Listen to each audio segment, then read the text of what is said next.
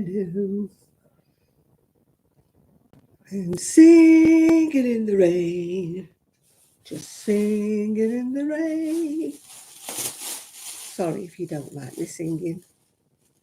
I know I'm not much good at it, but never mind. Right, let's find another colour. Let's find another colour to put into the shawl. What shall we have? Maybe we'll have lilac. Lilac. I'm doing another shawl. It's either my 7th or my 11th, depending on which way you count, because I've already donated 4. So this is the 7th one of the next lot. Hi, Nathan. I'm doing pinks, this one. The 7th one is all pinks and lilacs and whatever colours.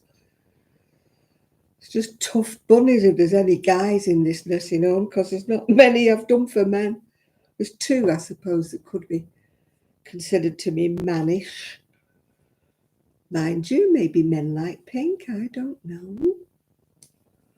I don't know. Hi, Sophie. Oh, dear. Hi, Esther. The garden is drowned.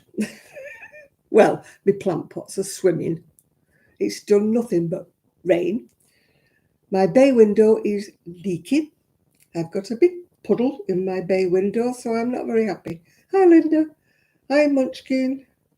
So I'm not the happiest of bunnies. You know, it's just what you need, isn't it? A bay window. Yeah. Hi, Chris. A bay window leaking. Oh, yeah. Did you see my picture of Paris number 3? Yeah, I know. I shouldn't have bought her, but I actually won a little bit on the premium bonds, not a lot. And I actually won a little bit on the lottery, not a lot. But I put it together, put it towards, and bought Paris. Yeah, she's not that bad looking. She's not as nice as the other 2 that I had, but the other 2 were really pretty. She's not ugly, but she's not as nice, but she'll do. She'll do. Yeah. My friend's son came today because, you know, I'm still having problems with my camera. Touch wood. I think she sorted it out for me today, so we shall see. So she came and her son came, he's 13, and I said, have you seen my mannequin in there? He went, whoa, she's a bit tall. I said, yeah, she's 6 foot. Oh, my garden's nearly flooded out. My plant pots are flooded. Oh, my tomatoes are all right because they're in a greenhouse, but the greenhouse has got like a slight slope in the top, which is supposed, in theory, the water to run off. But no, the water goes inside like a full nappy. So I have to keep going out and pushing the water up here. Oh, God, if I did her up, no, she'd look like a very bad somebody who doesn't know how to do makeup, she'd look like, yeah. Yeah, no, I'm not very good. I'm bad enough with my own makeup. I'm definitely no good. I did paint a polystyrene head one time for the window at the shop. She looked grotesque. You know, she had eyebrows. At least it made people stop and look at the window because they were all going when they saw my little polystyrene head. And my dad did another one, and his was worse. His was worse than mine. Yeah. Oh, it's doing that flashy thing again. I don't know why. Sorry if it's annoying anybody or if anybody's got epilepsy. I'm very sorry about it, but circumstances are beyond my control, as they say. Yeah, my bay window.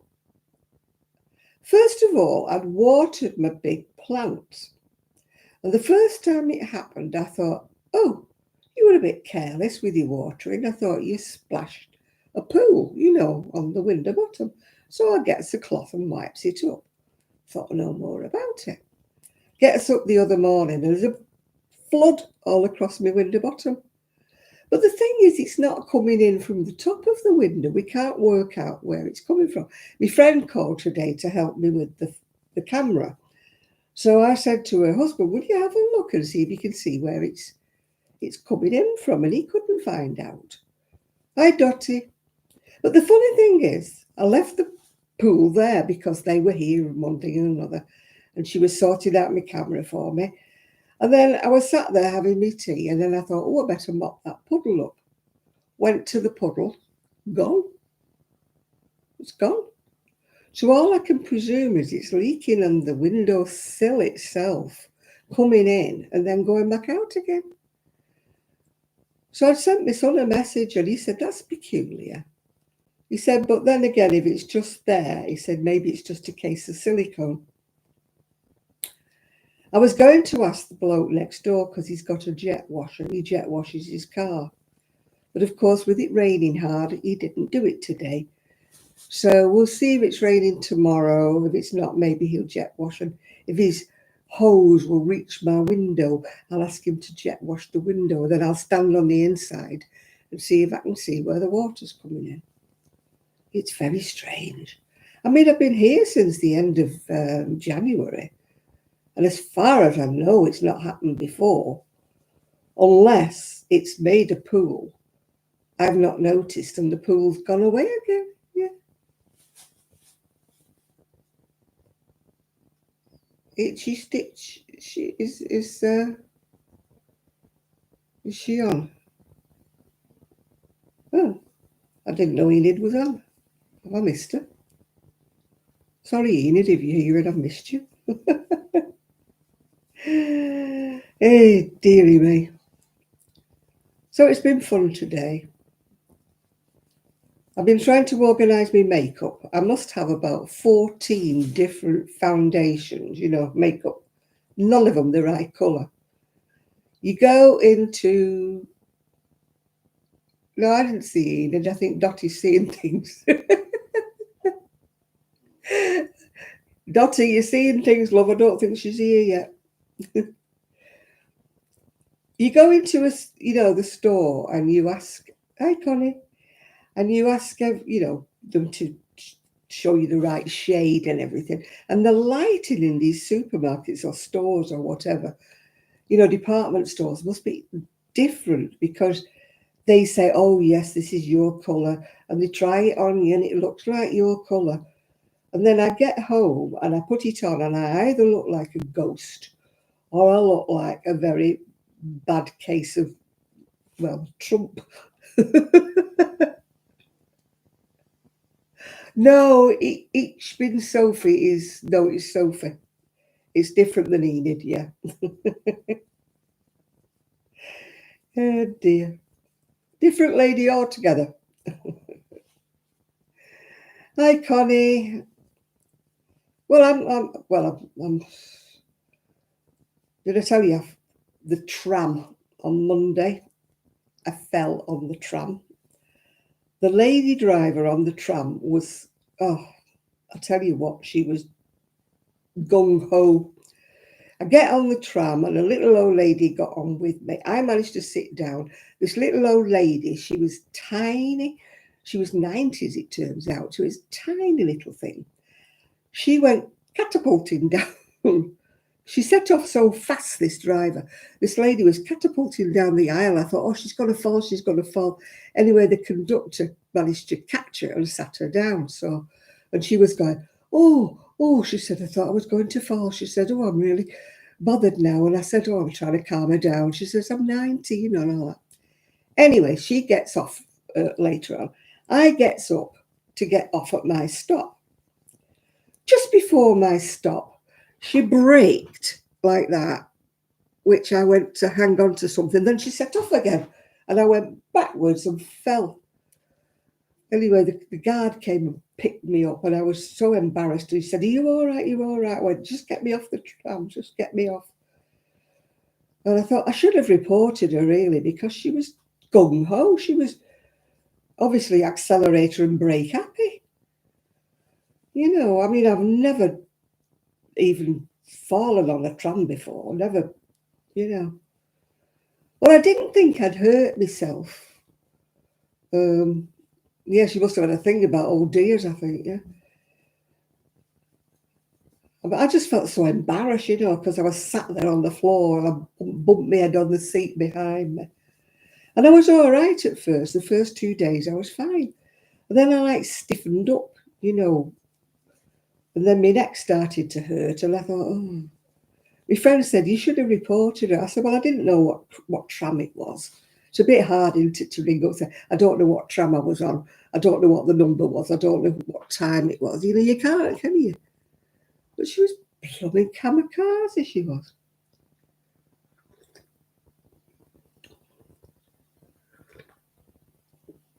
And I don't know what she braked for because we weren't at the station, if you know what I mean. She braked, like causing me to go like that. And then she just sat off again and I went backwards. That's my next door neighbour walking across me. Oh, well, I think it's my next door neighbour. Let me have a look at my ring doorbell because I'm nosy. Yeah. I'm nosy. There's a person at the front door. No, there isn't. He's probably come back. He's been out all day.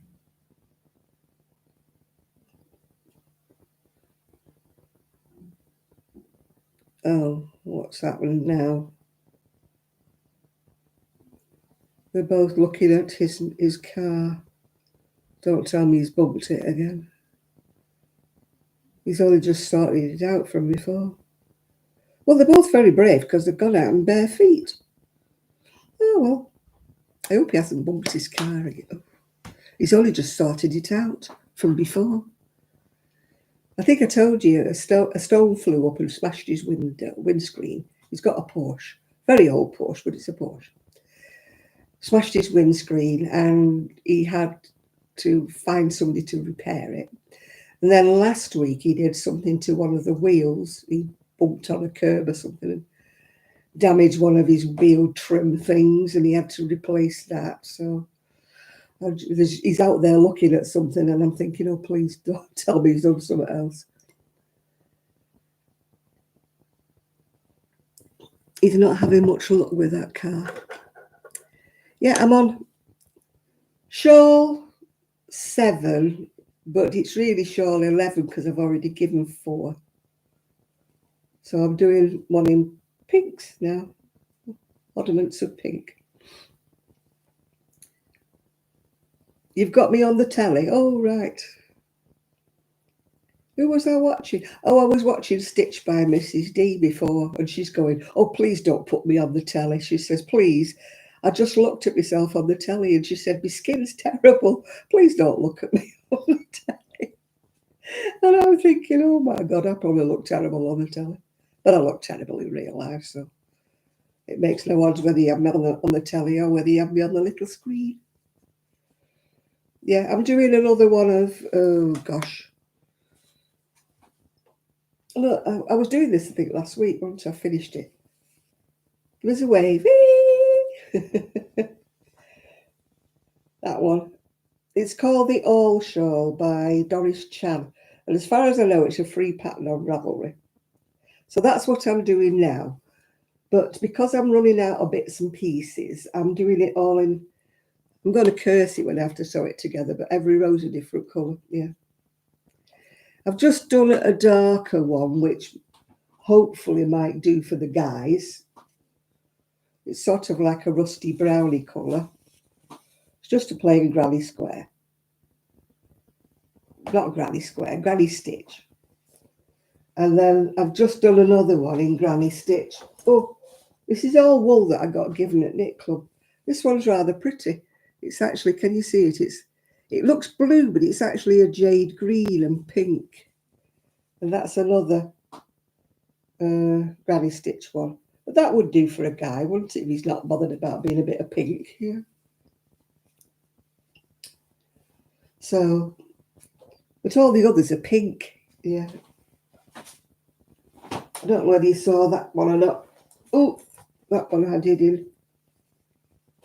Well, everybody calls it the owl. It's the virus. Virus shawl is one of them. This one's the all shawl. Yeah.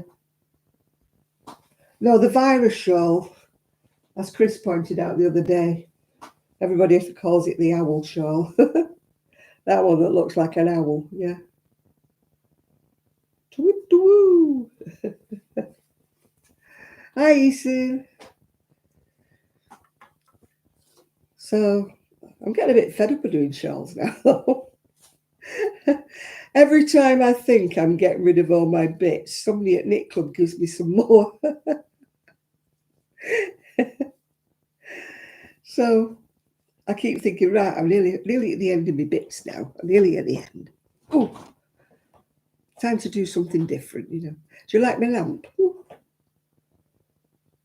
can't deal with that flashy thing, so I brought that one in. I got that for Christmas, was it a couple of years ago, I think? It's like a sort of pseudo Tiffany. You can't really see it, but it's actually like dragonflies. But you can't see it too well. It's too bright, yeah. I love Tiffany lamps, but they're so expensive, the real ones, aren't they? I mean, I watch a lady called Afraid Upcycling, I think. She makes dresses out of tea towels, and she's got like a Tiffany lamp in the shape of an owl. I love that light, yeah. It's an imitation Tiffany lamp. It's not the real McCoy, Dottie. My family are not that rich.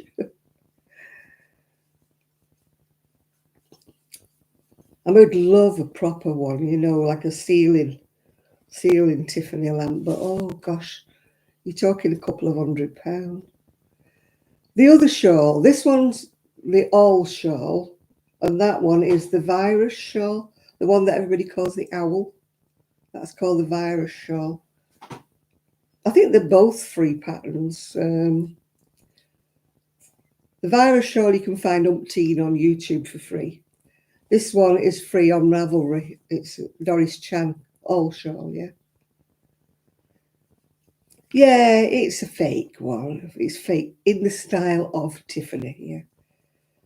But I haven't got a spare £200, you know. Yeah, Virus Meets Granny. I've never done that one, Chris. It just seems like too much faffing about. You know, having to swap from one stitch to another and getting it sorted. And then, yeah, I've not bothered with that one. When I'm doing for myself, I don't mind something a bit more complex. But if I'm just churning them out, you know, to donate, I'm afraid it's the easiest, you know, it's, what is it, quantity rather than quality. Yeah, the All Shawl it's called, yeah. It's by Doris Chan. I want to do an emotional support chicken, but I've been doing these shawls, so my chickens got put to the back of the queue. I've got the pattern for it, the crochet pattern for it, yeah. So I'm determined I'm going to do one. I'm all out of emotion at the moment. Yeah. Today I was sorting out my makeup, finding out I've got too much. You know, especially like they said, the foundation. I must have about 12 different foundations and none of them are the right colour. And then I was sorting out my short-sleeved crochet sweaters, which were all sort of lumped in the bottom of my wardrobe.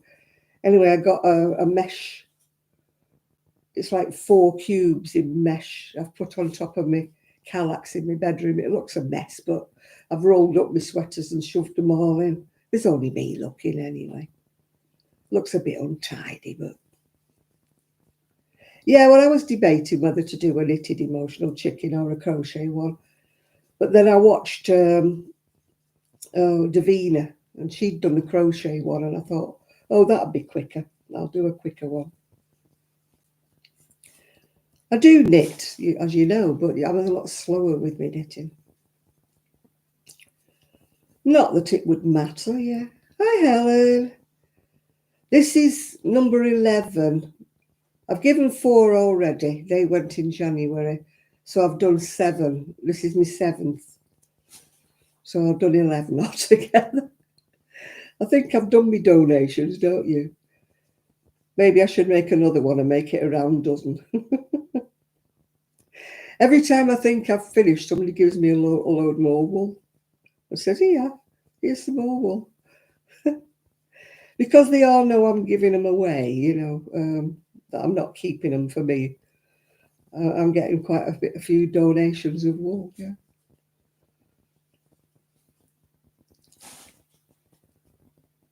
A baker's dozen, 13, yeah. Yeah, it's very easy to do the all shawl. Very, very easy. That's why I like doing it when I'm talking, You're just increasing, there's 8 increases, I think. It's not the biggest shawl, but you could keep on going and make it larger. She only does, I think, 23 rows and then she does the edging. But you could do more, yeah. You've named her Mrs. Woolhen. I don't know what I'd call my chicken. How about chicken licking? Was it chicken licking that the sky fell on her or something? That poet thing when he was a kid. What was it, chicken licking?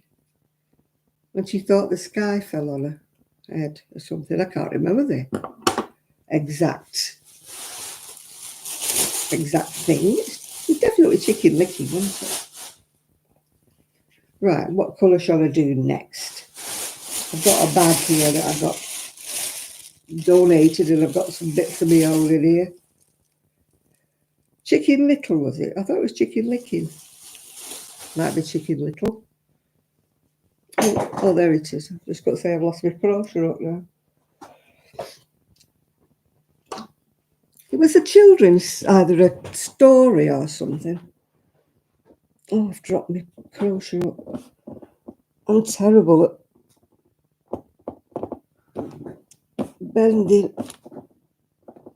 Oh, God, Bruce. And it's my wrong hand as well. Sugar. Oh, woolen, yeah, woolhen, yeah. Oh, can somebody come around here and pick my crochet up for me? I can't pick it up. Wait a minute. Let me see what I can do. Oh, flipping heck. I can't get down there. Oh, for goodness sake.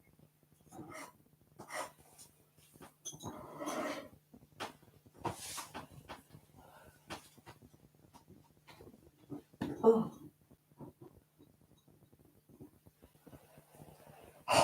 My hand grip is rubbish. If I drop anything, it's awful. There we go. Let's see if I can pick it up. I have got no grip. Oh well. Chicken Little was a kids' game. Is that what it was? Yeah. Oh, thank you. It's not if you look at it dead close. Professional-ish. Will that do? Yeah. Hey, Shad. Yeah, look, there you go.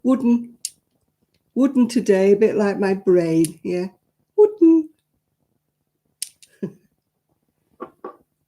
Right. Need to find another colour now. Henny Penny. Maybe Henny Penny. I thought it was Chicken Little. Anybody else know what Chicken Little is? No, I've got my big bag here with my colours in. I need to pick another colour. Pick another colour. What other colour shall I have? What shall I have next? Maybe I should have that one. Not have that one. I'm a bit rusty on there.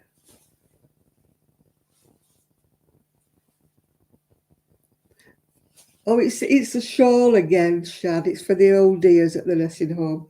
I'm just doing it all shades of what I've got, pinks and purples, and I'm just finding, just using oddments. I'm going to cut it when I have all these ends to stitching out. But never mind. Think of the pleasure you'll be giving the old ears, she says. Oh dear. Oh, bending over didn't do my back any good at all. I fell over, Shad. You know, little me who can't stand on 2 feet, you know. Mm-hmm. They're doing a class at where I go, you know, for people who are unsteady on the legs. I think I should join, don't you? People who are bad with their balance. They have you standing on one leg. There's no chance of that. I mean, you think I used to do ballet and I used to stand on one leg and, I used to be pirouetting and doing everything. And now it takes me all the time to walk in a straight line.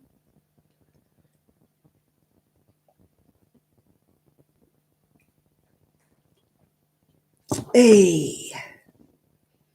So what are we all doing this evening? Now you see what I'm doing. What are you all doing? I know that Sophie's doing scarf because I've seen her. She's posted it on our page. Doodly doodly doodly doo. Who's sending me messages? Messages. Oh, it's Linda.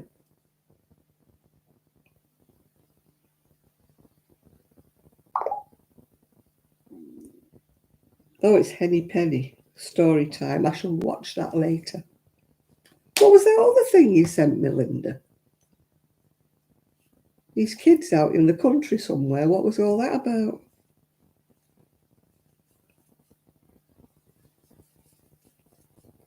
I was a bit bemused.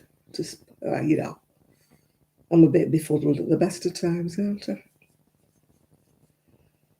Hey. Yeah, I don't know. I haven't been out. Oh, I'm very good at that, Chris. Very good. I always fall backwards. Never fall forwards. I always fall backwards. You're watching it rain. There's been a lot of it here, I tell you. Rain. It's been like torrents coming down. Oh, dear. What was that video you sent me, Linda? With these kids in the countryside. I'm like, who is it? An asymmetrical. Hey, that's a big word, isn't it, Mimi? That's a big word for a Saturday night. Asymmetrical.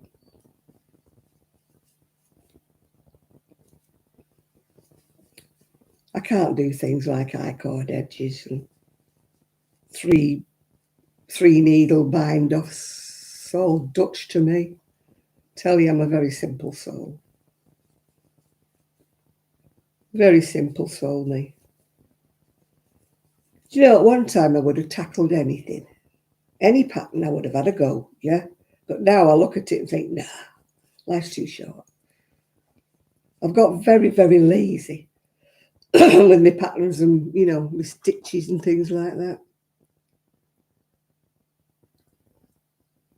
Oh, the rain stopped. That's a change. It's been hammering it down. I know, Val, stick to what I know, yeah.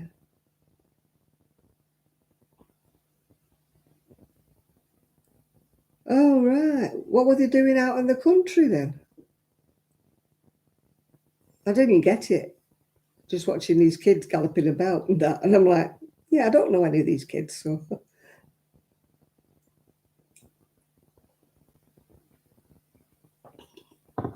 I kept waiting for somebody famous to turn up or something, yeah. Hi, Magali. Yeah, I'm doing shawls. Very boring, isn't it? Yeah. Very boring. But that's the kind of mood I'm in. I'm just in a, like, what do they call it? If it was a sock, it'd be vanilla, wouldn't it? I'm just in a very sort of boring. Oh, tell you, my window, I could have floated a duck in my windowsill. It was terrible. Big pool. Never done that before. Oh, something else I've got to sort out. Tell you, it never ends, does it, with a house? Never ends. There's always somewhat, as they say. Somewhat and nothing. No, but somewhat. Yeah. I watched Stitch by Mrs. D. I didn't have time to watch Crafty Clegs because it was like 40 minutes and it wasn't time to watch it before I came on here. And I hate watching half of the video, then I went to go back to it. Yeah, I've got my own paddling pool. The fact it's in the window bottom, it's a paddling pool for Barbie, I think, really, at the moment.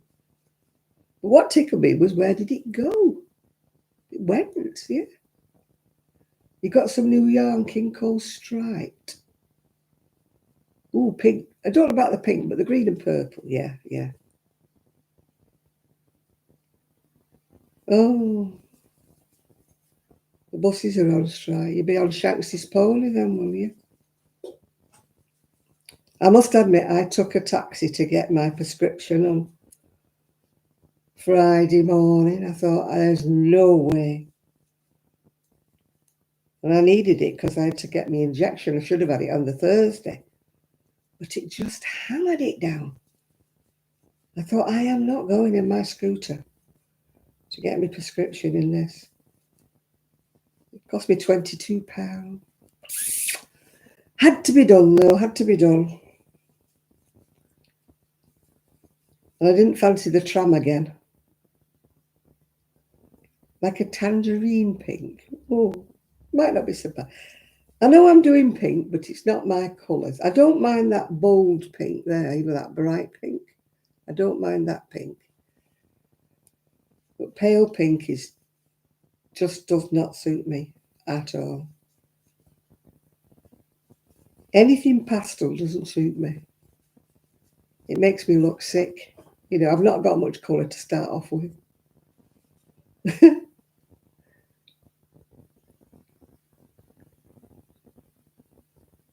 Oh, that's good of her. At least she ran you home, yeah.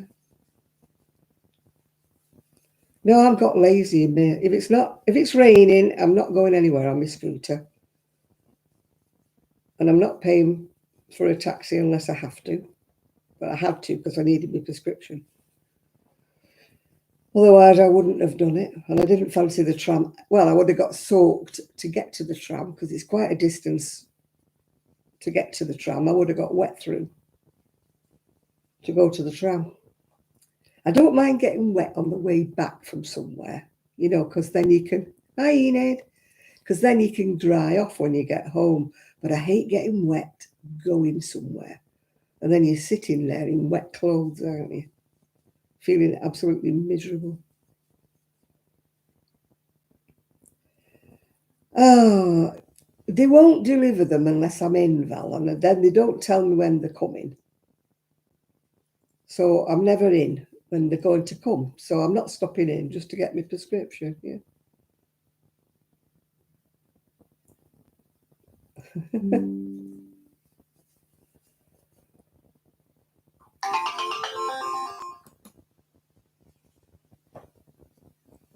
Swirly whirly. £8 a bottle. Everybody round to Sophie, she's obviously rich. Man, if it's 500 grams, I suppose it's all right, isn't it?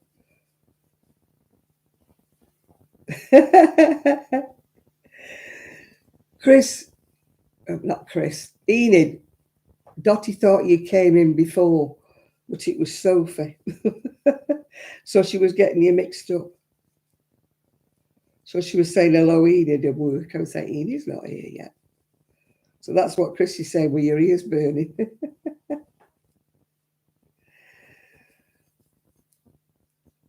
Oh, I forgot to ring Sue up. I was going to ring Sue this week. Yeah, so I can't report how Sue is because I forgot to ring her. By the time I remembered last night, it was late, and I thought, I don't like ringing people once it gets past 9 o'clock. Because I never know if they're early birds and they go to bed soon, you know. I mean, I don't. I'm a night owl, yeah. But I never know with other people whether they go to bed soon or not.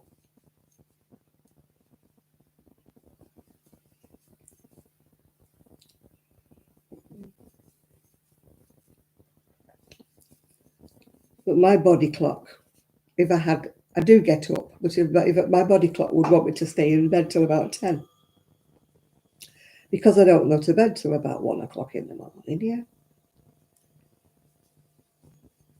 I get my second wind. I'm tired about 9 o'clock. But of course, it's too early to go to bed then. And then I get my second wind, you know. And then I'm up till all hours then. Especially if I'm reading or something, I'll think, I'll just do another chapter. Just do the end of this bit.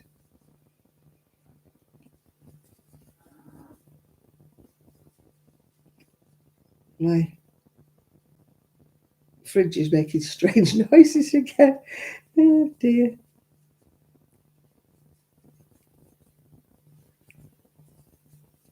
Did you see that bag picture I sent you, Val? It's like made out of a pair of jeans.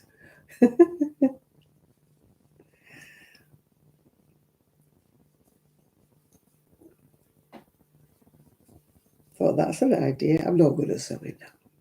Sewing is not my forte at all.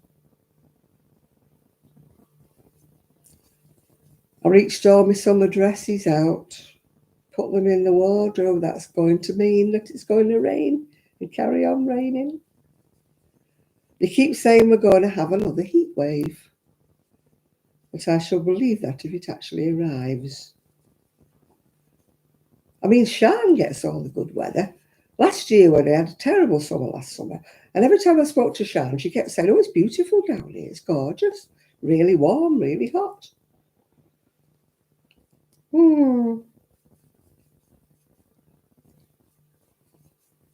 But I must admit, my poor little plant pots are getting drowned. I have to keep going emptying them every morning.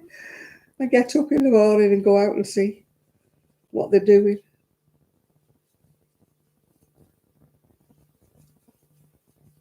You know, putting them to drain because they're getting a bit waterlogged.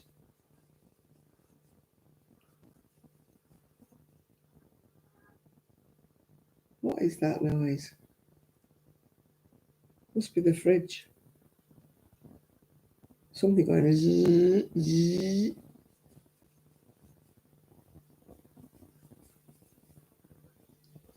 My little tree by my front door's not doing very well. I think it's had it, yeah.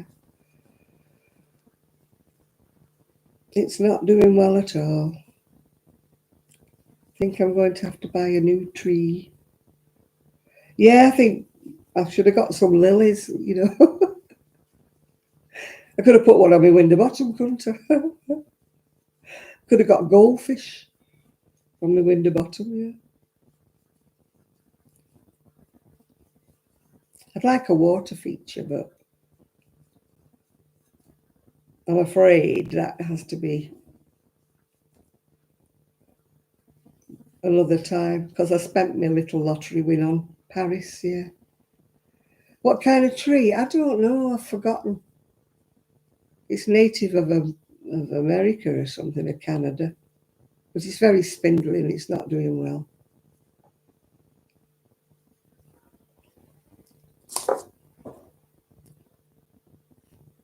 I watched Amora and she went to a lovely wool shop in Llandudno, but I wasn't interested in that. Next door was a massive, massive shop full of artificial flowers. And they look like nice ones, you know, inside. The ones outside were a bit naff. But the ones inside look really, really nice. And I'm looking for something. I want a hanging basket, but fake, because I can't get up to water it, yeah. So it's one I've never heard of, actually, this tree. I should have known better because it was in the sale. It was reduced, so that's probably why. It's probably dying. Yeah. Your scarf patterns in 4 rows and repeat. Oh, that'd be too much for me, Sophie. I'd have to write that down. 1, 2, 3, 4, 1, 2, 3, 4. I don't know why I am. Cannot remember if I'm row 2 or row 4, you know. I mean, at one time I'd do a 12-row pattern and never have to write it down. But now it's a pen and paper job. I don't know when my brain left me, but it's not come back yet.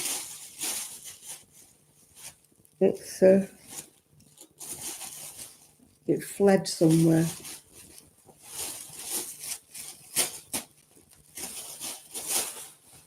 That's pretty, isn't it? Pebble double knit. Pretty. It's like, oh, we can't see it. That's better. Lilacs and pinks. It was £2.60. It's 100 gram though. It hasn't got a colour. It's just got a shade. James C. Brett, is it? Because they never put. Oh no, it's Woolcraft. Never put names on things. I like a name. I like it to be called something. I don't like it, but it's just got a shade number. No, my tree will have to wait until I go to another garden centre or something. They did have some trees at Morrison's, but they were sage trees. But next door's got the same ones outside their front door, and I thought, looks like I'm copying, doesn't it, if I have the same tree? And that was the only tree they had.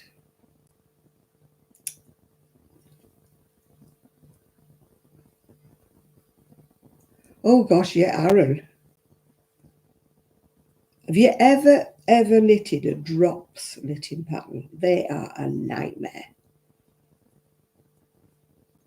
They have charts, and they'll have like different charts going at once, and one will be 12 row, one will be 9 or 8 rows or something, one will be 6. So you never know which blooming row you're on. So you have to have like pieces of paper with 9, 12, whatever.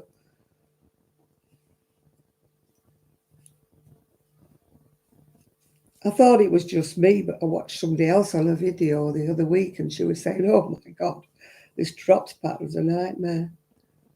And I thought, I'm glad it's not just me.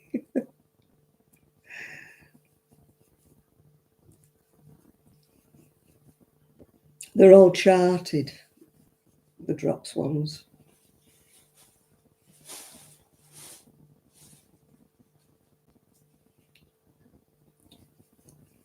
I prefer the good old-fashioned ones where they told you every row. Even if there was 36 rows, I preferred it that way. Rather than saying, oh, monkey puzzle. Yeah, we had one. When I was little, we lived in Wales, and they had this massive, massive monkey puzzle tree in the garden. And my cousin, who we used to live with, his mum and dad and him, he went back. I mean, he's 92, bless. And he went back to the house where we used to all live. And believe it or not, the monkey puzzle tree's still there. So it must have been there since I was 7. And it was a full-grown tree then. So it must be about 80 years old, that tree, yeah.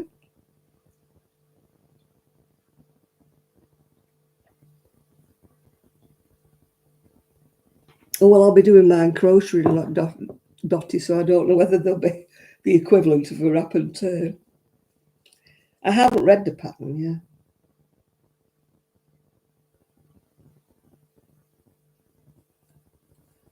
Yeah, I watch Bealtine Cottage, is it? She's planted hundreds. I mean, that garden out would drive me potty. I know she loves it. She's planted hundreds of trees, but loads of hers blew down. She's in Ireland. in the storms. But her garden is so like just overgrown, and she loves it. She thinks it's wonderful. But to me, I would want it a bit more orderly. I'd want to be able to see the paths and see some kind of structure. She's just got it running wild everywhere, yeah. Well, that monkey puzzle tree, like I say, it was a full-grown tree when I was, what, 7? So it's got to be, 70. It's got to be about 90 years old, that tree. I mean, my cousin was still amazed it was still in the garden, that nobody had cut it down, because it was a big tree. It was a spiky thing. It used to grab you when you were going up the path because they didn't cut it back. It's funny, two things I can remember from that garden when I was 7 was the monkey puzzle tree, a lovely, lovely big fuchsia. And then they had, what they call it, like money plants? The see-through round, you can see the seed inside. They're like transparent. I don't know what the real name is, but I used to call them money plant because they reminded me of coins. They had those in the garden, and lupins. I love lupins.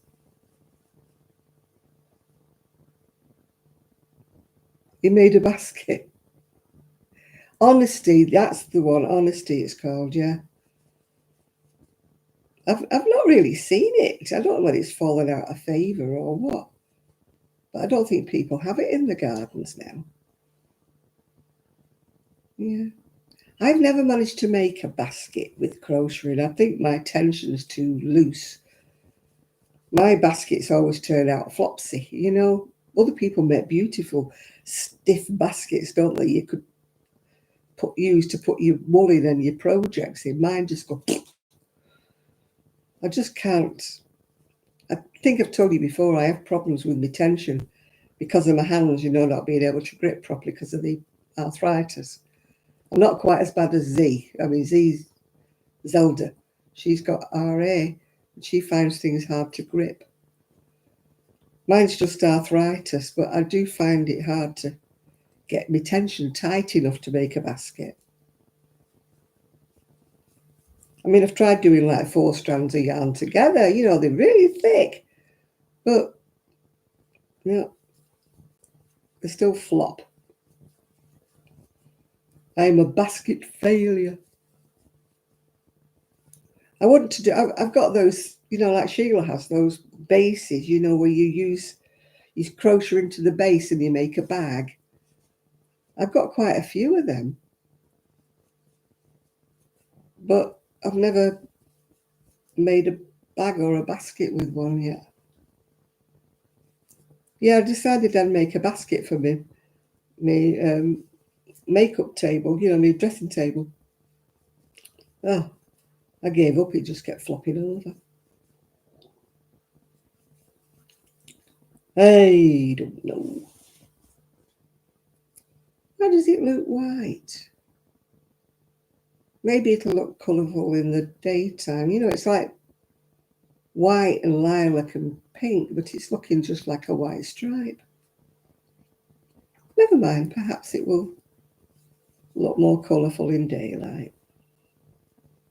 What I like about this is you go in between the stitches, so you don't have to think about, like looking for the stitch. When you're talking like this, you're just going into the big hole. So I just like this. I must admit, I'm not doing the right stitch. It's supposed to be extended, whatever it is. And I kept forgetting and just doing ordinary. So I decided I won't bother trying to do the extended. I probably should do, the triple crochet, whatever it is, yeah. My daughter-in-law likes that purple plant, what's it called? But she never could keep one. Every time she got one outside, it used to die. Oh, I don't know what they're called.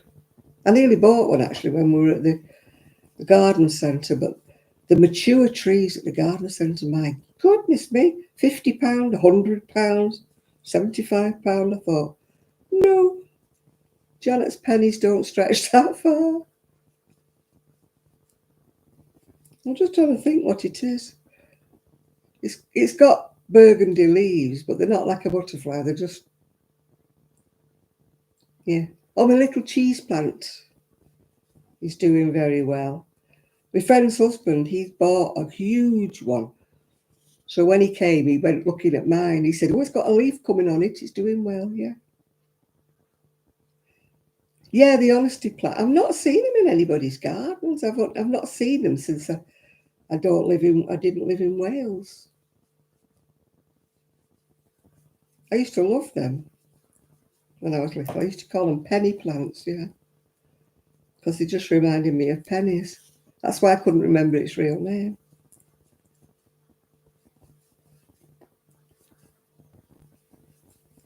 I planted poppy seeds, but they've not come up. I love poppies.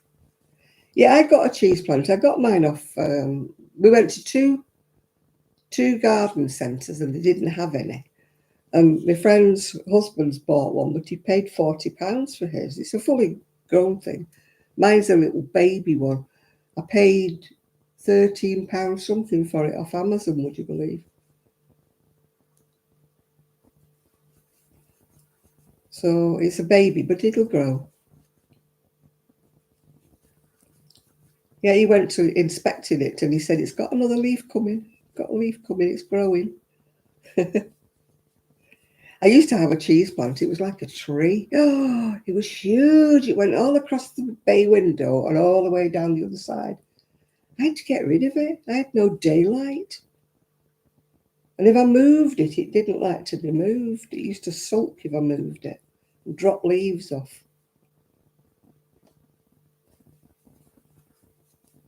I'm not very good with house plants. So I'm doing a bit better with the plants in the garden. Except my gladiola. They've got leaves, massive leaves, but no flowers on the gladiola. Whether they'll get them eventually, I don't know.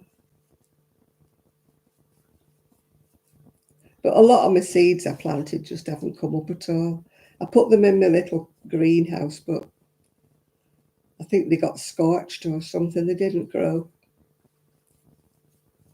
I've still got some seeds left because I didn't plant them all, so I'll have another go.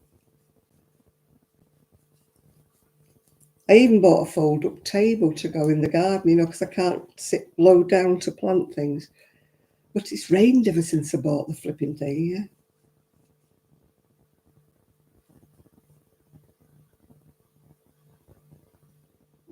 yeah. Use a hole punch. Yeah. No, when I bought my other cheese plant donkeys years ago, yeah, it was only a little when I bought it and it grew enormous. So I'm hoping this one does. Not as enormous as it takes over the whole window, but I hope it grows. But my tree at the front door now, poor little thing, I think it's died. All its leaves are going brown. Morning, Sean. Sean's a houseplant queen with a cacti. Oh, yeah, ask Sean, she's a cacti queen. Must be like living in a greenhouse, yeah. Hi, Mel. Oh, thank you. It looks a bit jade, actually. It's actually emerald green. It's a bit old now. It's a bit fluffy on the sleeves. I was there with my scissors the other day trying to... She called it... Oh, I don't call the plants anything. My friend's husband was asking me what the lemon one is. I call them a lemon geranium, but they're not actually called a geranium. But this, if you touch the leaves, oh gosh, the lemon smell comes off them. No, I'm not in love with a cactus. I can't fall in love with a cactus.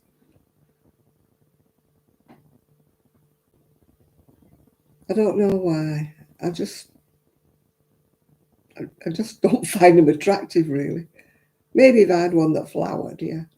I kill them anyway. I water them too much.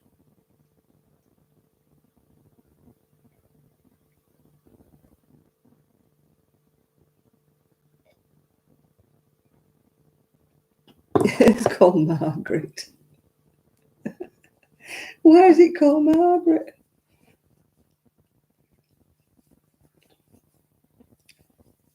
None of my plants have got names, except the proper names. My gladioli, if they ever come up, they remind me of Dame Edna Everage and a pianist. What was she called? Madge, was she called? Prickly pear.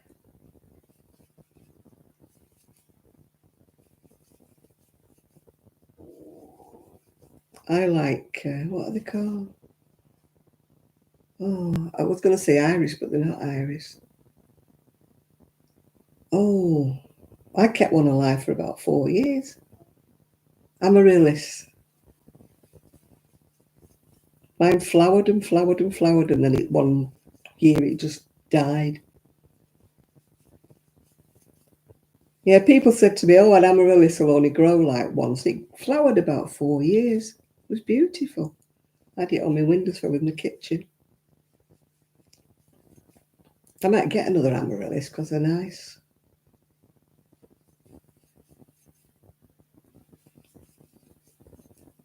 I sent for some bulbs. I got hundreds of the blooming things. I planted some of them and they're coming up, but I thought I'll wait a bit and then plant the next ones. And then they'll like be staggered, when they're flowering. The next ones will come along a bit later on, yeah.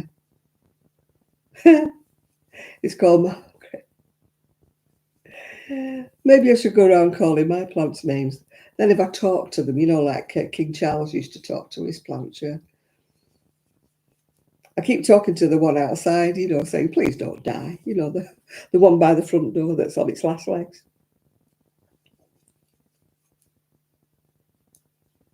I should have known better. It was in the sale, so they probably knew it was on its last legs. That's probably why they reduced it.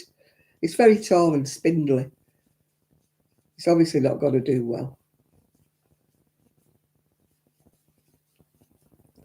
I'll get a different one. It's a shame because it's a nice pot, yeah. Your prickly pear's called Baloo. If I had a garden, I'd like some fruit trees, but I don't have a garden, so I don't think they'd do very well in a plant pot.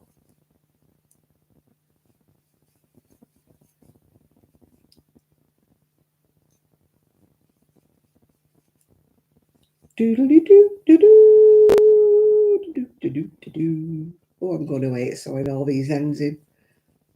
Sean, will you sew me ends in? She hates it as well.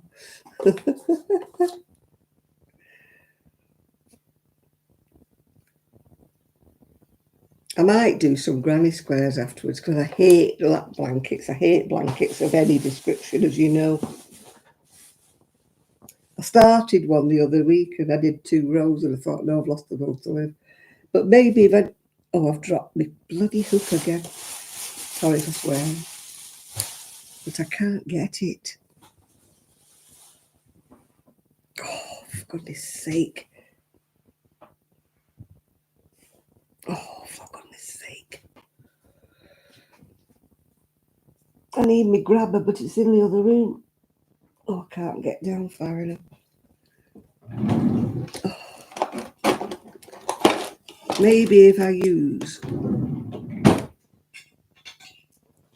It has to be in front of me before I can pick it up. If it's at the side of me, I can't pick it up. Oh, my kitchen floor needs them up.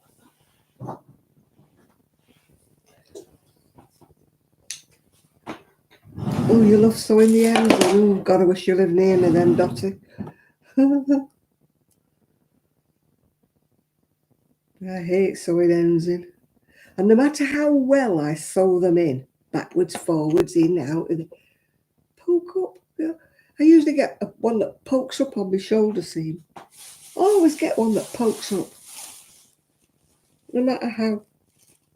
Somebody said to me once, how do you stop the ends poking out? I said, I don't know. I said, if you let me know.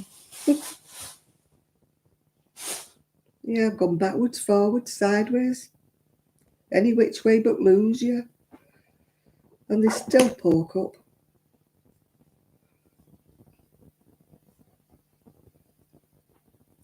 Oh, I was watching, I normally watch Kate, The Last Homely House.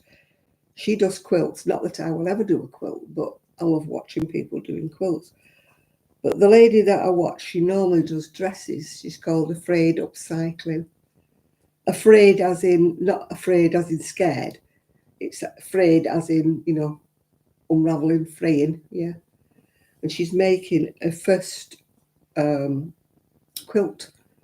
Oh, it's lovely. It's lovely. Absolutely. To say it's her first, her first quilt ever. It's beautiful. But I think it depends, like, on your fabrics, doesn't it? I mean, I don't have any fabrics, so I don't have any ends, bits of fabric. Do you do quilts, Val? Are you still with us?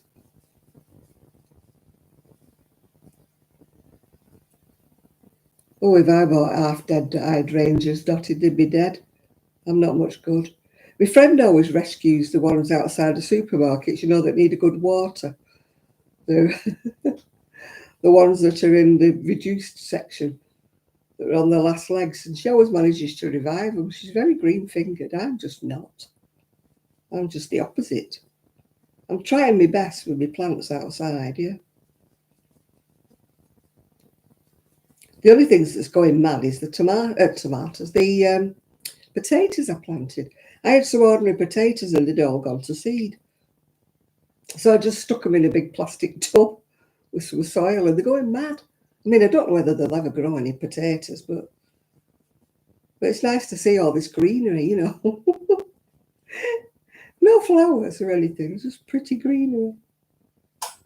I don't think the soil's deep enough for them to ever, to ever grow any potatoes on them.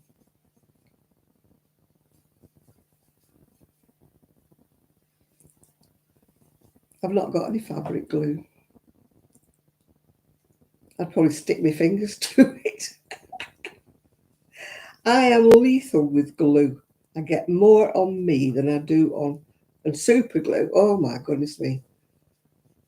I glue my fingers together every time I use super glue. I've got some Gorilla Glue here and I can't remember why I bought it. I bought it for something. And I know I needed it at the time. But why I've bought it, I can't remember. It's there on the table looking at me.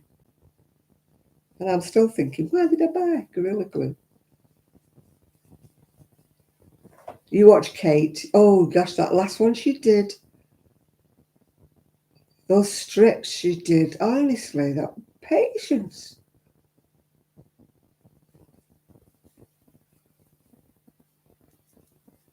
Yeah, well, I've watched this, like you said, Afraid Upcycling, I think she's called. She's made, her last video, she's making a quilt, her first one. But hers are like flowers, the squares are about that big. But I want Kate's curtains.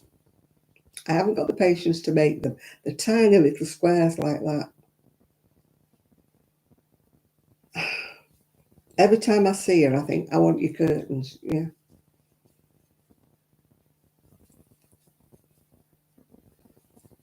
But I'd have to buy loads of those little squares, the little fabric squares if I wanted to make the curtains. And I don't know where I'd put them. I'd probably put them in the kitchen or somewhere. Because I've got these vertical blinds in the kitchen, and like I said last week, they're very dirty. I wouldn't know how to take them down, let alone wash them.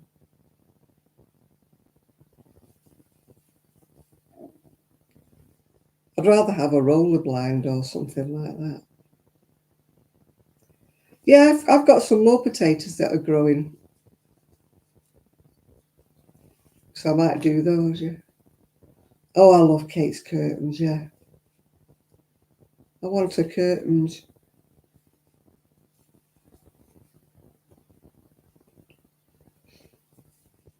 Anybody want to make me some curtains? I'll get the cotton.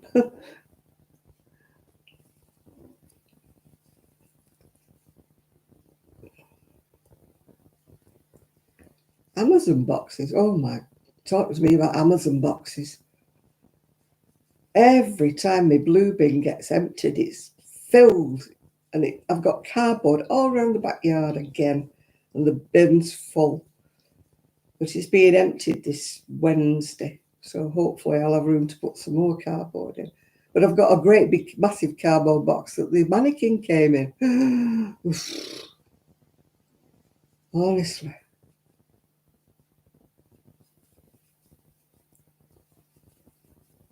Oh.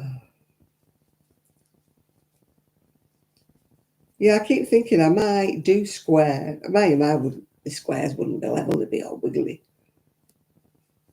That's the state of my sewing. I used to sew when I was younger. I think I've lost the knack. But I'd love to make patchwork curtains. Davina's got patchwork curtains as well, hasn't she? If you watch Davina.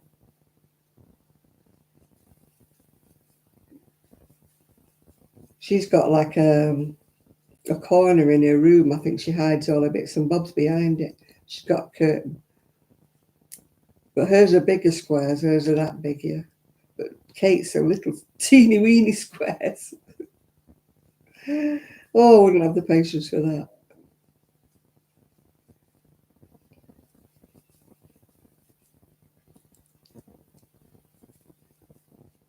I need to do my doll's house this year.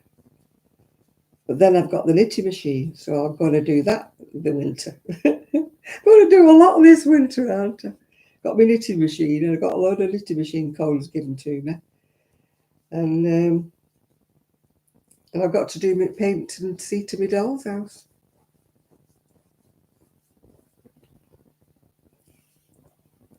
Because I did get some little squares of fabric, but they're for curtains for my dolly's house. I think there's 9 windows. Is there 1, 2, 3, 4, 5, 6? No, 8 windows.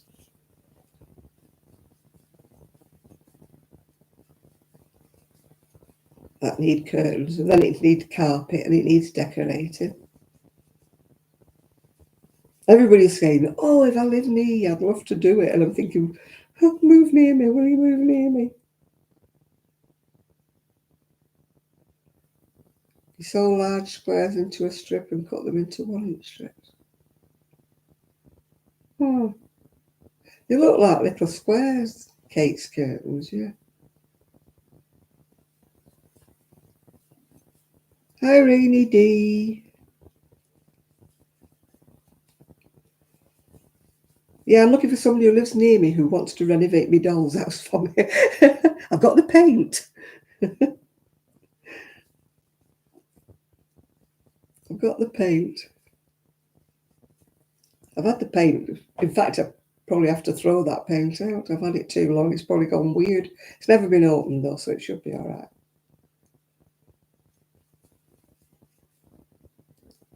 It wants flooring. It wants wallpapering. I've got the furniture.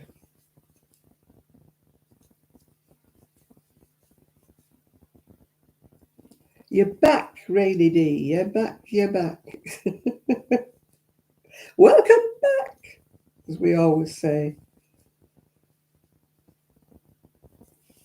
No, Linda, that was.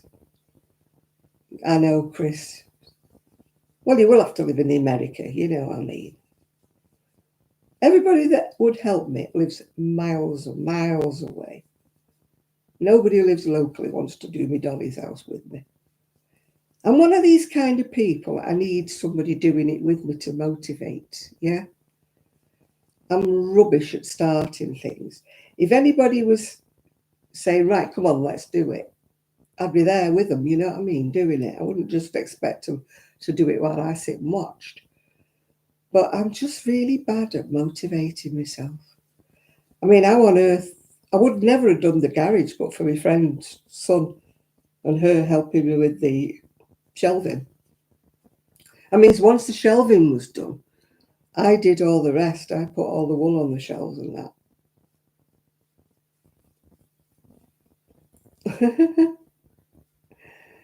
Oh, I know, my doll's house, yeah. But nobody lives near me. I think I'm in the no man's land. Nobody lives near me. People who live near me don't crochet, don't knit, don't craft, or whatever. Nobody's on my wavelength. I mean, Sue would have been there with me. She would have helped me, but I mean, she had to go and move to Scotland, didn't she? You know what I mean? Very inconsiderate of her to want to retire and move to Scotland. She's from Cheshire. Oh, yeah, I'm sure she's going to come up and do it for me, Dottie. And it's a bit big to put it in the post, you know what I mean?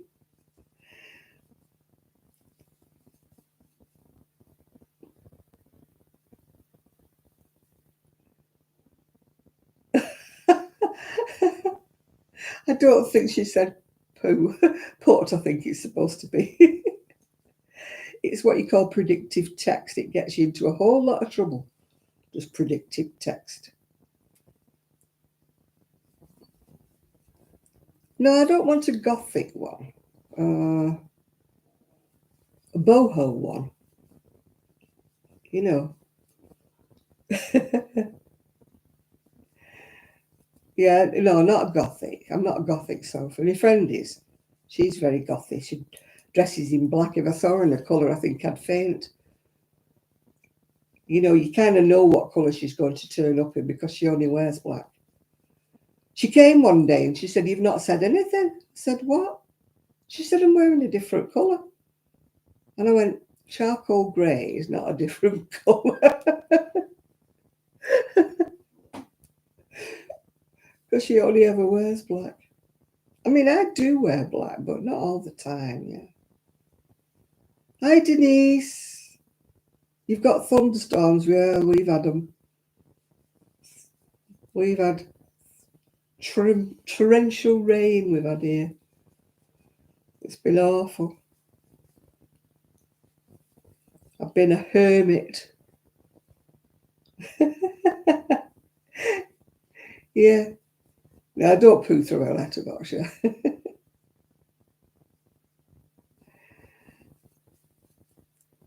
Well, we didn't have any floods, thankfully, here, but it just threw it down.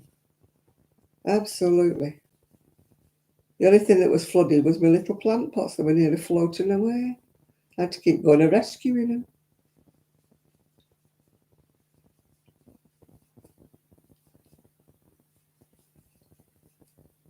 My poor little strawberries. It won't be strawberries and cream, it'll be strawberries and water, you know. Oh, that reminds me, I've got some cherries left. Mm. Oh, I know.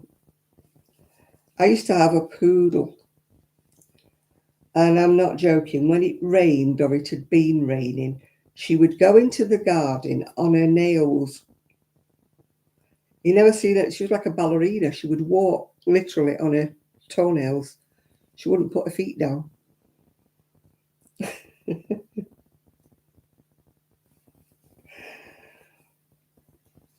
Oh, predictive text can get you in a whole lot of trouble, Dottie. It does me. It changes words, doesn't it, into something completely unrecognisable. And if you don't vet everything you write before you press send, well, we like to have a good laugh, don't we?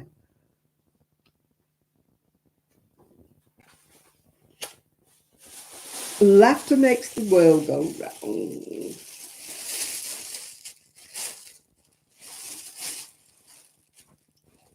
What colour shall I have next? Oh,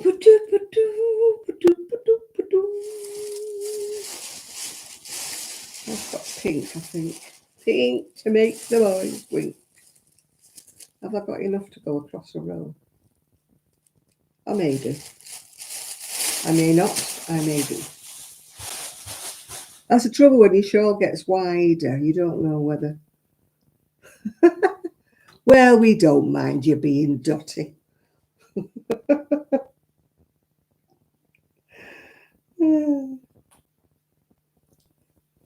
It's nice being permanently bewildered, I've decided.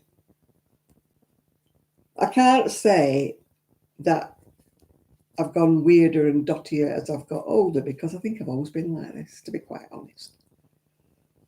As my dad used to say, Janet marches to a different drummer than everybody else. Which is true.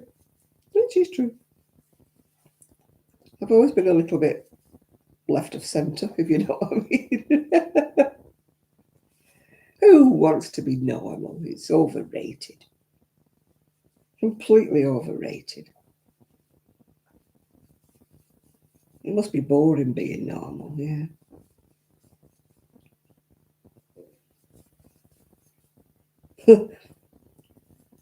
I was watching a woman, she was choosing some furniture, and she was on a YouTube thing, and she's going, I like that chair, she said, but I don't like the colour. And then I'm going, choose the blue one, choose the blue one. What did she choose? Beige. Oh, no, beige is not a colour. It should be wiped off the world. Apparently, all this white, grey, beige decor is passé now. This is what they do, you see, these designers. They decide that, like, grey, beige and that is all the thing. So they get everybody to do all the decorating in grey, beige and white and that. And then after a while, when everybody's done it, nobody's buying any new furniture or anything, they then turn around and say, blue is the colour this year, or green is the colour this year. So that everybody will go and buy a new sofa. Yeah. Oh, the beige brigade, yeah. Oh. You know, when I look at a house and it's like whitewashed, you know what I mean? Personality less. I know it's good for selling a house if you neutralise it all. But, oh, I'd hate to live in a house like that. Who lives in a house like that? Somebody with no taste. I think I upset my next door neighbour when I said, oh, I hate grey. Grey and white. She said, oh, don't come in our house then. I thought, oh, dear. The person who's bought my bungalow's painted it all, you know, neutral. Tasteless woman.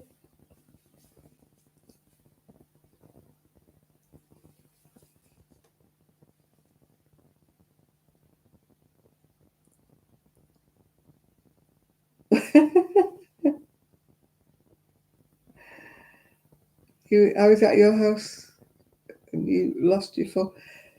I have messaged Nathan before today on my computer saying, Nathan, will you ring me? I've lost my phone.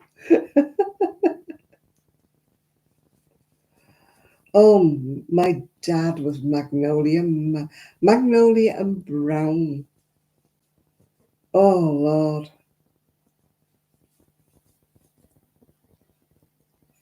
I think my dad cornered the market in magnolia paint. Yeah. Everything was magnolia in our house. Oh, I think that's why I'm so anti. You know, I would love... A friend of mine's just moved into a bungalow, and the bathroom was painted this bright, bright yellow. And she goes, I think that's why I bought the bungalow. She said, I just love the bathroom wall. She does do art, by the way. That's what she does. She paints. I don't mean painting and decorating. I mean, she paints, yeah. So she just loves colour.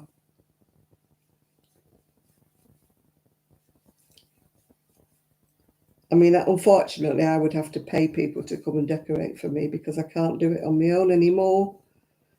So I just have to put up with it. And this kitchen, I need somebody to plaster the holes up first before I can even think about getting it painted. Yeah. I don't know what colour I want to paint it, but it's sort of, I don't know whether it's pale grey or pale blue that's faded. I think it's a very light grey. Horrible, whatever it is. And I need to paint those tiles at the back of it. Can you see the horrible beige tiles there? Vile. But it's things like this that has to wait. You know, Rome wasn't built in a day, was it? And black and purple. No, I like purple. Much as I like purple, I don't think I want it on the wall. I'd like purple carpets, you know, purple curtains and that.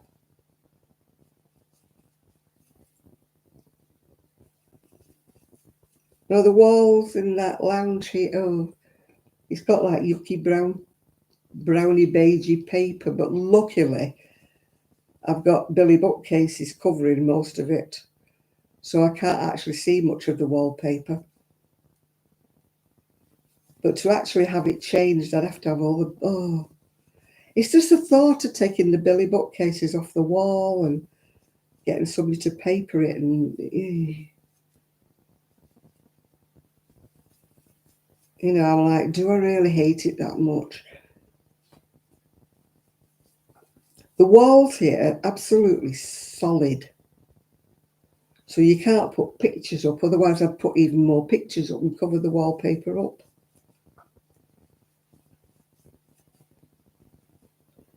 I'd rather have white than beige and cream, to be honest with you.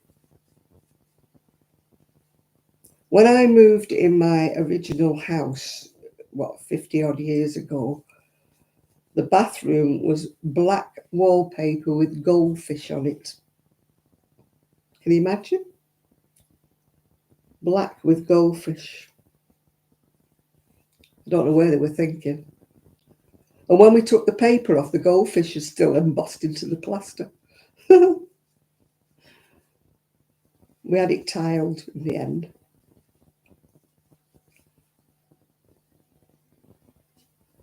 I love that bathroom. We had a aqua green bathroom suite. Everybody's going, oh, it's so passé, it's so this and that. Yeah, paint it black, yeah.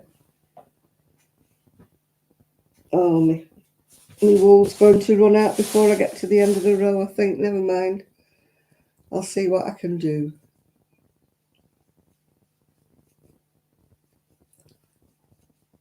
Now, I don't know what I would like. I like paler colours in a way.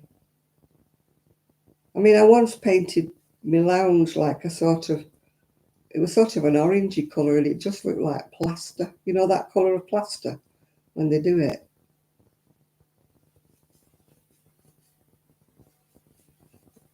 So I don't like that. Maybe lemon or something. I don't like blue because blue always looks cold to me. I did my lounge lemon once when I was in the press switch. It looked quite nice, lemon.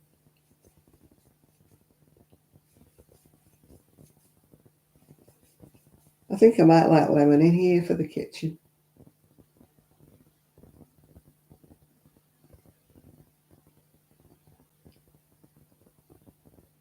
$1.25. I don't go in Poundland here. It's not Pound anymore. It's called Poundland, but it's... I believe they do. I'm not looking at any wool. I'm using up. I'm not.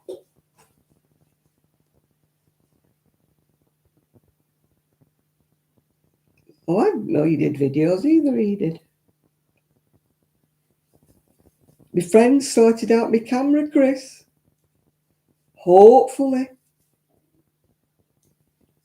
You know, the new one, I couldn't work. So I've had to buy a new SD card for it because it didn't like my SD card. Terracotta. You see, my favourite colours are purple and red, but I don't like it for... I wouldn't mind wallpaper, you know. I mean, I loved my wallpaper at the other bungalow. It was like a jade green, if you remember, with big silver leaves on it. I did love that wallpaper. And they've ripped it off. £30 a roll and they ripped it off.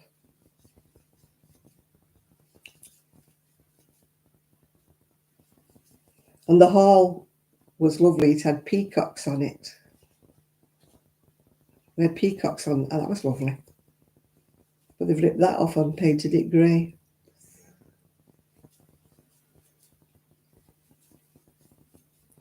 Yeah, I loved that wallpaper with peacocks, and I love the one with the leaves on it.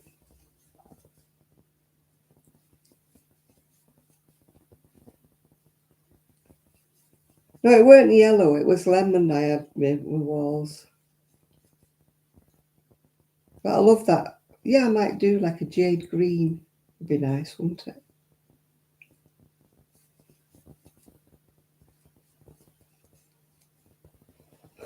What, being trapped in McDonald's? I don't go in McDonald's, so I don't know what colour they are.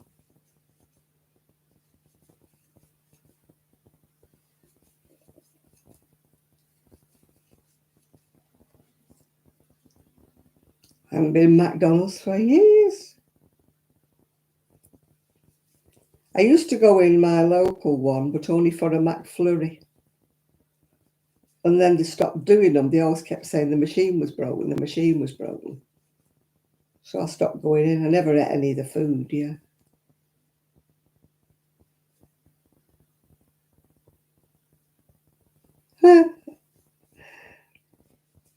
My niece's house, it's painted like a dark bottle green in the lounge, and it's gorgeous. She doesn't like it. I mean, she didn't paint it. It was the colour that was in when she moved in. But I loved it. My friend had like almost like navy blue walls, and I thought that looked lovely as well.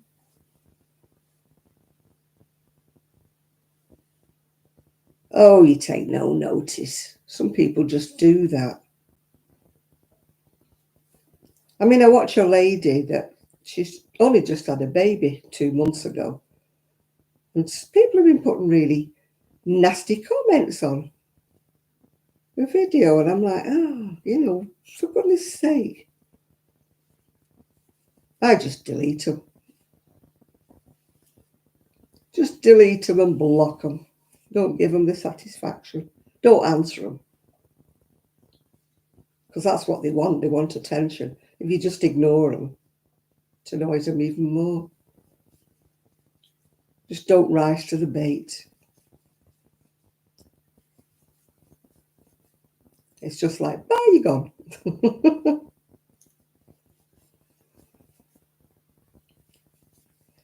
I mean, would people walk up to you in the street and say, that colour's ugly, or you don't look good today, or whatever?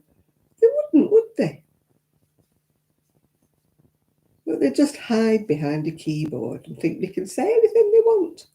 Well, they can't. Just block them. Treat them with the disdain that they command.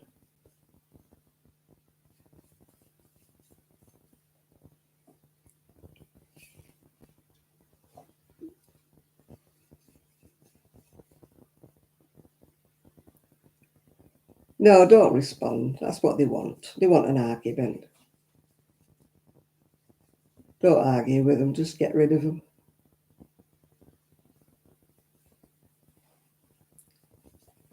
I don't know why people just find the need to argue. And it isn't just one person. They just do it with everybody. I just think they must lead very sad lives, that they find it, nothing else to do with their time. Let's go around picking on people. They must lead a very sad, boring life. That's all I can think. You should feel sorry for them, really, because they've obviously got no friends. They're obviously Billy no mates, aren't they? You know what I mean? Who'd want to be friends with anybody like that goes round from criticising? What did they say? If you can't say nothing nice, don't say nothing at all. I've said this before. If I don't like a video, I just switch it off. Don't watch it. Why sit there and watch it when you hate it, and you're criticising it? Just don't watch it. Just go on to another video. I mean, even people who I love watching, sometimes they'll put a video out and I'm just not interested in what they're waffling about. So I don't say, oh, I didn't like this video this week, blah, de, blah, de, blah. I just switch off and try again with the next video. And if I still don't like what they're talking about in the next video, I just don't watch them anymore. It's as easy as that.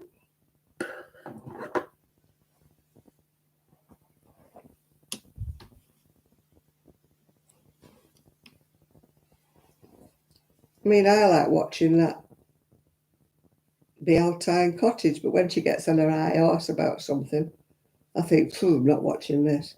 I don't say anything. I don't say, what the hell's wrong with you this week? Why are you in such a mood? I just don't watch that video and then maybe watch another one. I mean, she gets slagged off. And she gets it all, her knickers in a twist over it. But if you put controversial opinions out, then you expect it. If you start saying such a thing, and then you wonder why people disagree with you. But, yeah.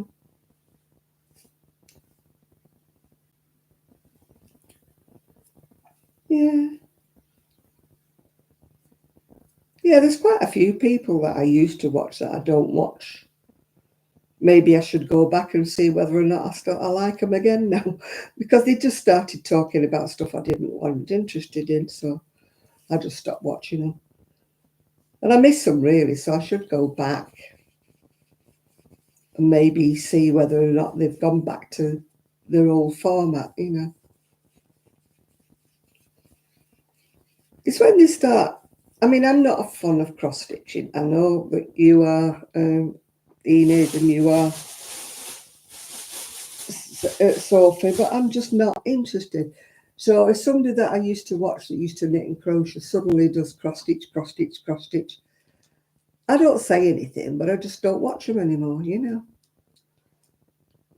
Yeah, but when they turn the whole video over to cross-stitch and I'm not interested, then I just don't watch it. But I don't say anything. I don't say, oh, why have you made a video all about cross-stitch? Blah, blah, blah, blah. I just don't watch it. I wonder what I could smell. It's my candle. I've forgotten I've lit it. I need a drink. Oh, ow, ow, ow. Oh, Janet, you're getting old. What have I got in here? Orange, Coca-Cola. Which one shall I have? Oh, something smells a bit iffy in this fridge. I need to sort out the veggies at the bottom. Something's smelling a bit off. I'll have a Coca-Cola. Oh, I think it's the broccoli. It's either the broccoli or the collie at the bottom of the fridge, but I'm not doing it now. When you get a whiff of something when you open the fridge. Coca-Cola, here we go.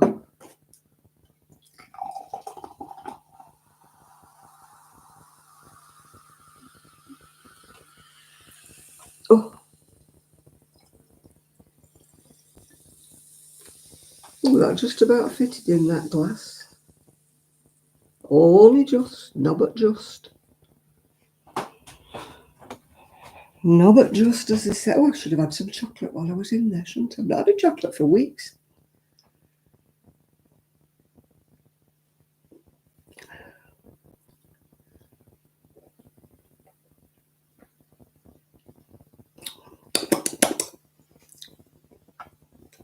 What have I got in my chocolate stash? What have I got? Oh, gosh. I can have my chocolate stash in my fridge now. What shall I have? Shall I have a Nike? Shall I have a Mars bar? Turkish Delight. I'll have a Turkish Delight. I've not had one of them for ages. And ages.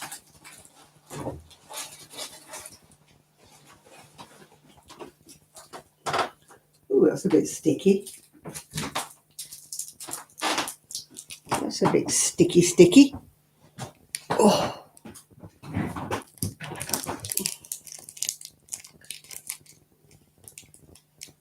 Ooh, Maltesers. Ooh, not had any of them for ages either. I've got myself a Turkish Delight from the fabulous East. It's the Sultan's favourite treat. I doubt that very much. Rice Turkish Delight.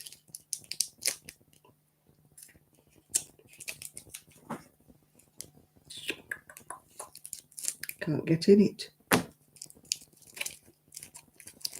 I don't have enough hobbies. I don't. I just knit and crochet. I can't do cross stitch because I can't hold the needles and I can't see the holes. I used to embroider years ago, but I can't do it now. 5D painting, no. I used to like jigsaws, but then bending over, you know, I can't do it because when you bend over the table, it hurts my neck. I can't do that anymore. I used to love doing a jigsaw. I read. Is that a hobby? And in the winter, I've got my knitting machine now.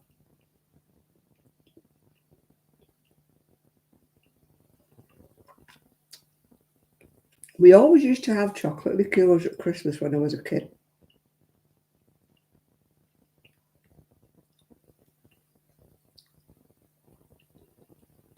The one thing I've always fancied, it's messy, it's stained glass. Nothing big, you know, like just dream catchers or something like that. But it's faffing about with all that lead and stuff, isn't it? You know, you make a mess everywhere, wouldn't you?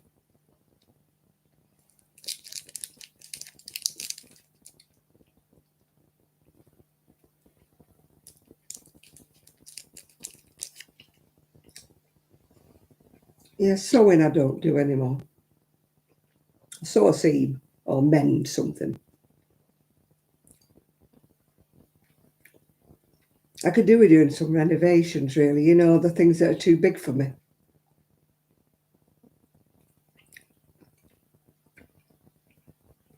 You know, seeing if I could sort them out. And I'm so negative, though. I keep thinking, oh, if you take them in and then you put your weight back on. I should think positive. You are not going to go as big as you were before. All my dresses are from when I was like 18.5 stone, you know, so they're all kind of a bit big. I reached them all out from under the bed today, optimistic, it's going to be nice. I thought, I'm sick of wearing wintry things. Even if I have to put a big cardigan on, I'm determined I'm going to start wearing my dresses. I probably have to put my tights on underneath.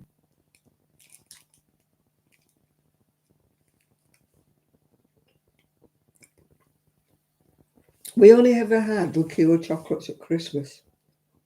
Never had them any other time of the year. And then sometimes they'd gone sugary inside because the shop had them too long. Because there was no such thing as there was sell-by dates.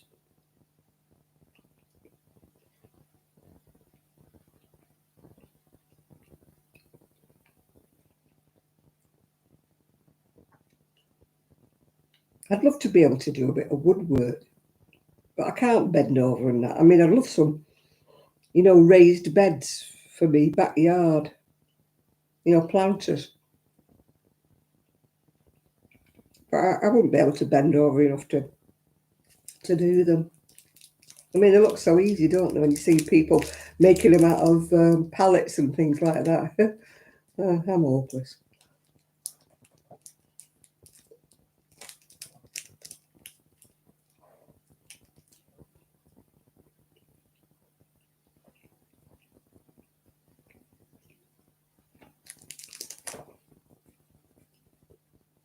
Yeah, rewild them.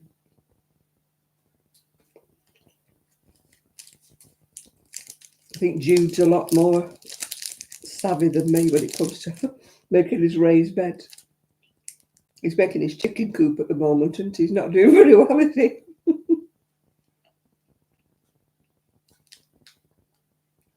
Hi, excuse me. Thumbs up, please, everybody. Everybody, thumbs up.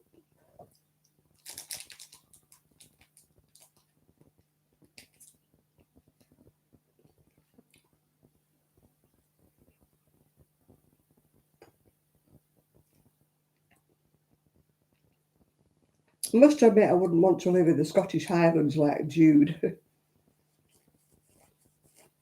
You were the first thumbs up, Linda. Woo! It's usually Nathan. He's usually my first thumbs up.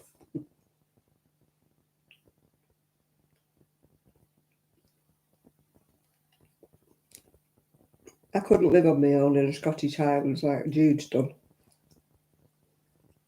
I like my own company, don't get me wrong, and I like being here on my own, but I don't think I'd want to be. Manny's a hell of a lot younger than me for a kick-off, and he's got a car, hasn't he? So not quite so isolated when you've got a car, is it?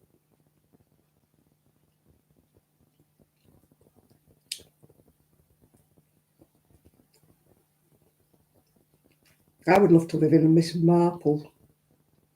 Yeah, it's a bit too wild and woolly for me. Too many cows and stuff. Coos.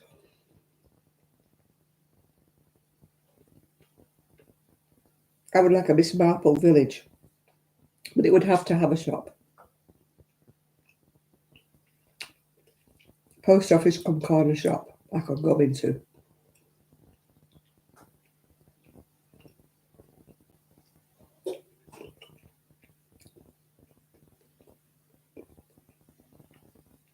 No, Jude, who we follow, he's moved to the Scottish Highlands. He's like stuck in the middle of no place. And he's renovated this. I mean, when I found out what he paid for that place, honest to God, he must have had his head the wrong way around. Paying all that money and it was just falling down, isn't it, here, you know?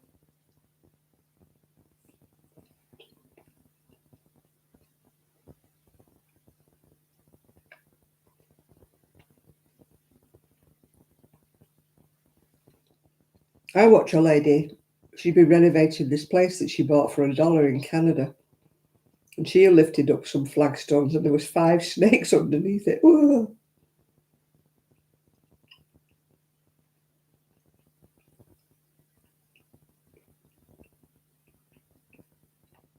They were only little snakes, but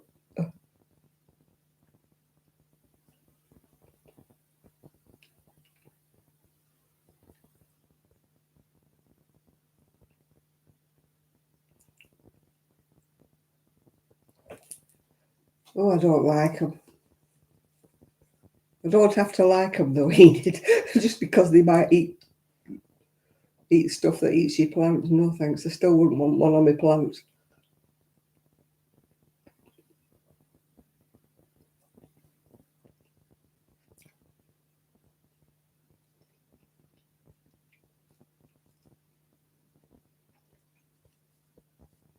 It's spiders here. The garage has got spiders. Oh.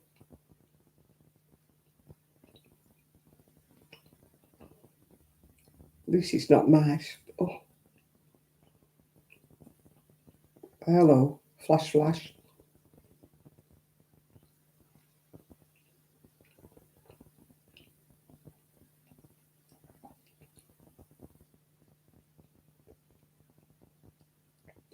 Oh dear.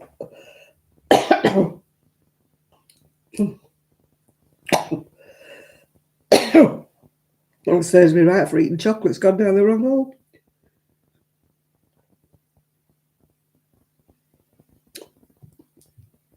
Oh dear. Nearly choked myself with a bit of chocolate there. There was a false widow in my garage.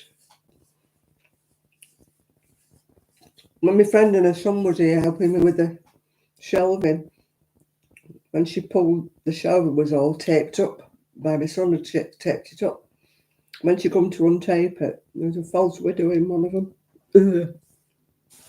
I'm going, kill it. And she's going, no, I'll release it somewhere else. I went, no, it'll come back.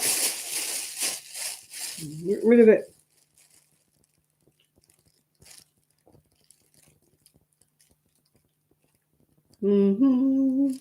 What colour shall I do next? That one.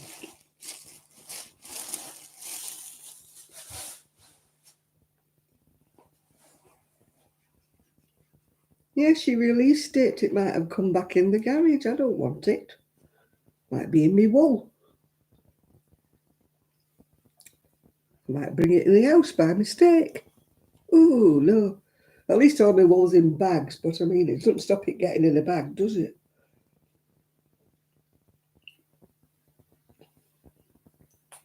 I'm not one of these people who has it all loose on a shelf, because it's not indoors, is it? You know, if I was rich and I had Kallax units and a big bedroom and have it all around the bedroom, that'd be different. But while it's in a garage, it's got to be wrapped up.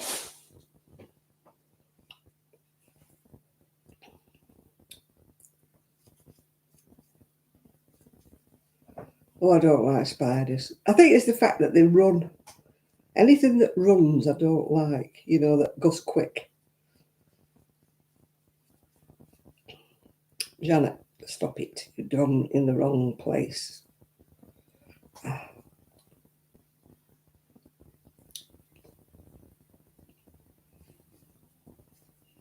always seem to get money spiders in my hair. Not that they ever bring me any money. Although I did win a lucky dip, so let's see my lucky dips won for me this week.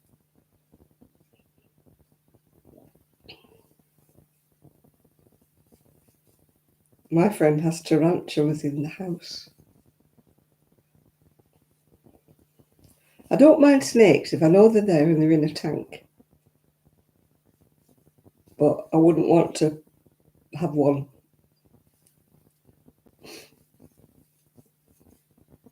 Well, they bring things in. I mean, over here they brought animals in that's killed the wildlife.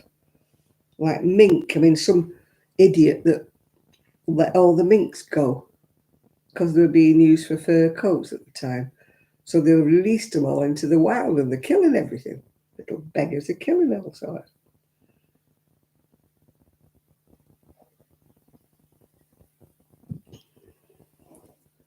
I mean, I didn't want them being kept for their fur, but I still didn't want them being released into the wild, yeah.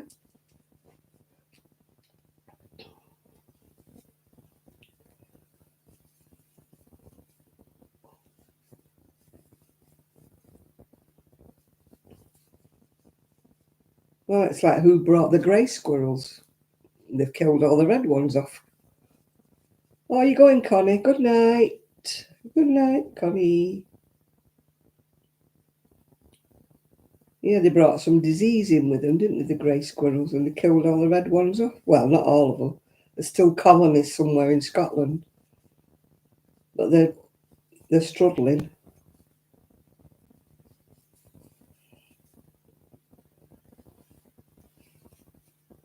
And then there was those things in the river that killed all the eels off and stuff.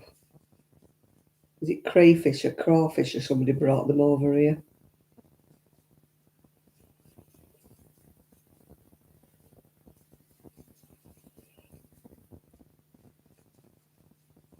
I don't know why they think it's a good idea to bring these flipping animals that are not native. You know, if you leave nature alone, it sorts itself out, doesn't it? You know, there's always be predators. But then, you know, that's nature, isn't it? Nature's got it balanced. And then some idiot introduces some other species into the wild, and it just throws everything off balance there.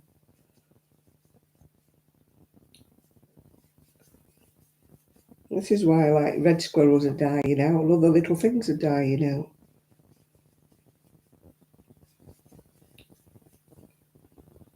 And all these pesticides are killing things like ladybirds and stuff.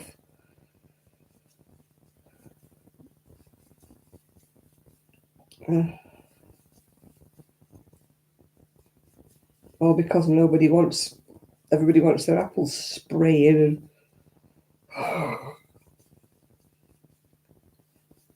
all these chemicals they're pumping everything full of. Oh dear. It's no wonder we're all ill.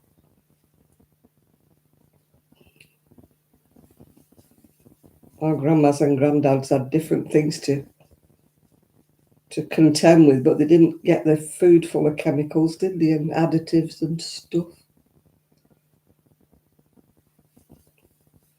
I've held a reticulated python. I know if a snake is there and I know it's in a tank and I know it's somebody's pet, I'm all right. I just don't want to see one running in my garden.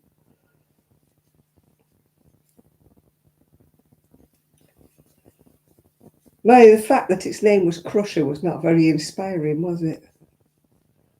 This reticulated python.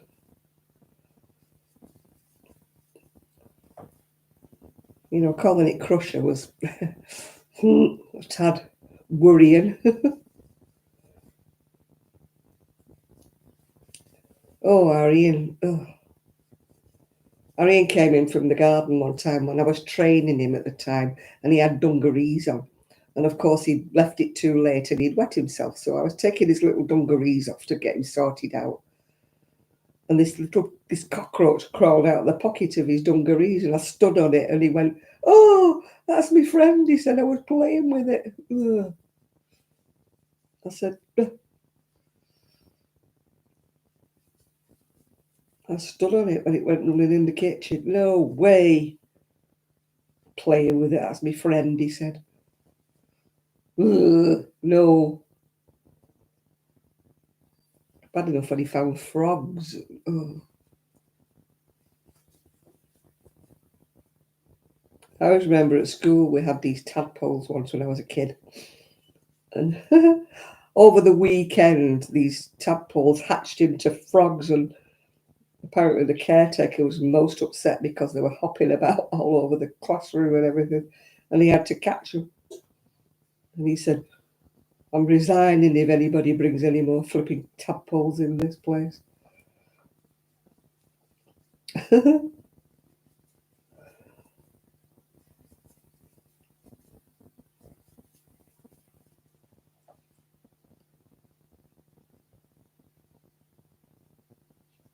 Oh.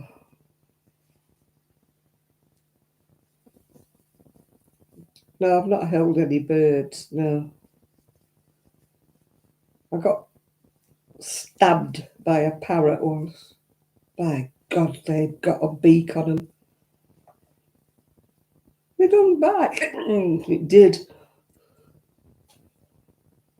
Thought my finger was in half. Oh, God, them beaks on them parrots are terrible. Oh, God. A friend of mine kept them big snails, you know, them huge snails. And I'm like, what's the point? She said, "Oh, they've got lovely personalities." I said, "Are you mental? They don't have any personalities at all." You know, a big snail. They were massive snails, they were. And she's gone, "Oh, they're lovely." When they're not. Get rid of them. Anyway, they all died, so. Unintentionally. She didn't kill them or anything. They just didn't live long.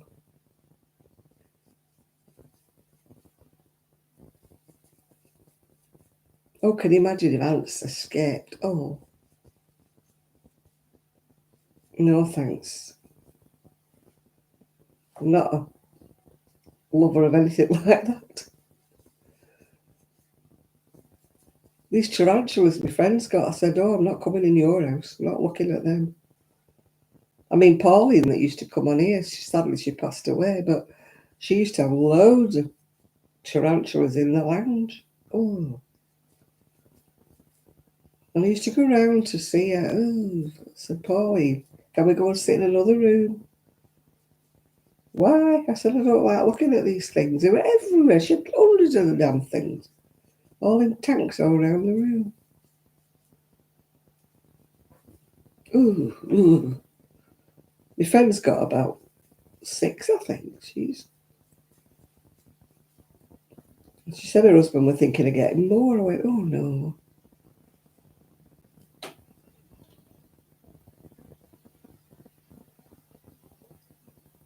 Ooh.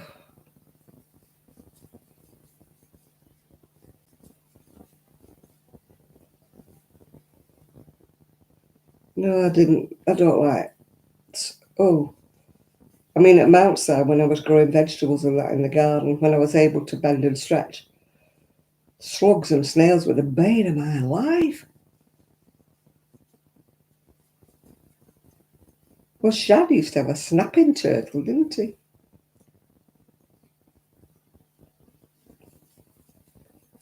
He had to release it, though, because it got too big.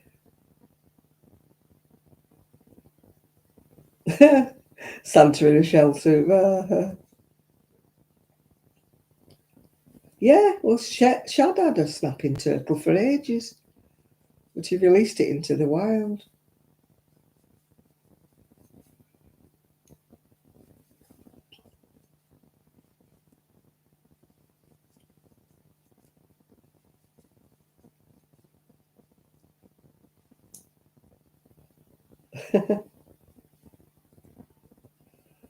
Another friend of mine had stick insects. I mean, they're not attractive, are they? Come on. They used to breed, and one minute she'd have 2 stick insects, next minute she'd have about 45, you know. They bred like wildfire.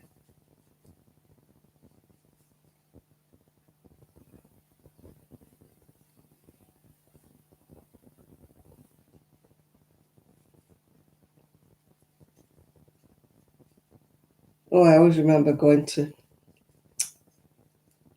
see a friend, and she said, oh, come round and look at this new house we're buying. And it was only a little terraced house. And she said, come on, we'll walk round. And we walked round and we opened the front door, and the wall was just covered in cockroaches. She'd never been round at night before. As she put the light on, they all went scurrying off. And I went, I wouldn't move in this place, not for all the tea and china. So she had to get it fumigated before they could move in. Oh,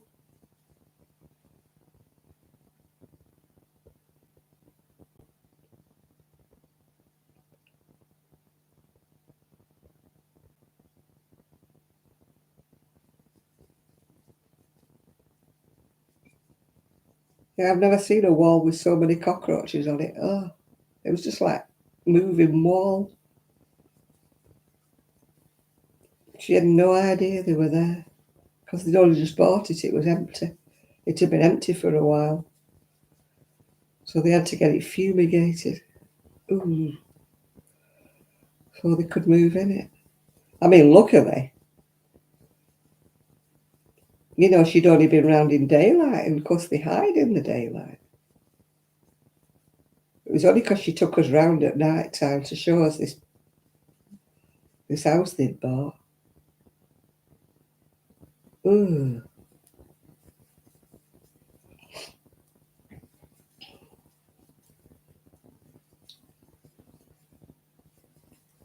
But you hear about, you know, whole blocks of flats, you know, getting infested with cockroaches. Ooh, I couldn't live there. I'd have to move out.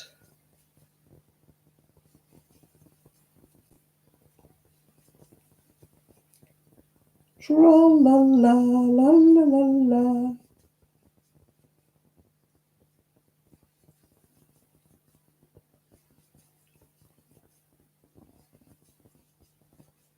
It's getting quite big, all my pinks and purples.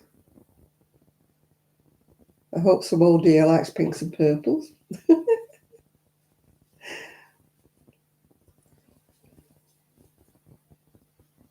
I really need to do some men's ones. can't do lap blankets though. They just drive me mad. I know you all like making blankets, but I hate it. Maybe I could do granny squares and then I could fasten them together. That's the only way they'll ever get a lap blanket out of me.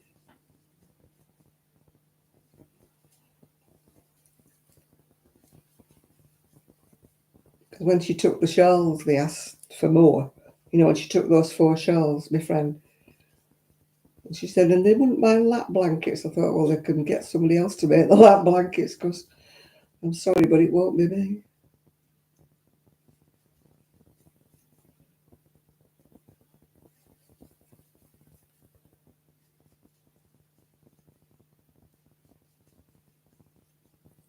Baby blankets about the biggest I ever make.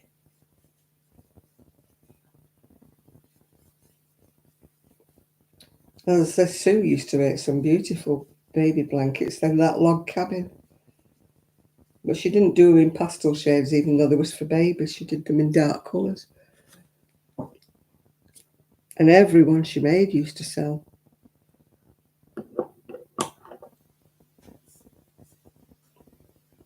I can't do a whole, you know, something that wide, going across a row and back across a row. Oh, no. It's soul destroying. I don't know how people do it. And what gets me is like there's videos and videos on YouTube where people have gone into thrift shops and seen all these blankets for sale for about $5, and you're thinking somebody's spent hundreds of dollars making that, and whoever they've given it to didn't want it and just shoved it in the charity shop.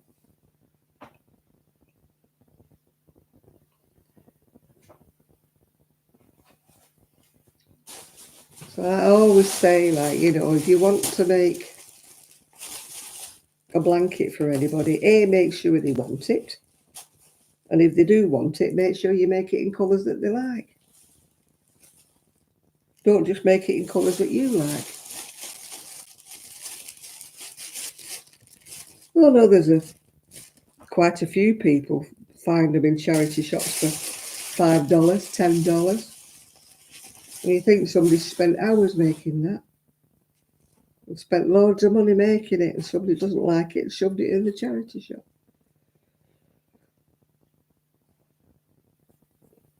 You know, I see loads of people saying, oh, my friend's daughter's getting married, I'm making them a blanket. And I'm thinking, do they want one? Do they want it?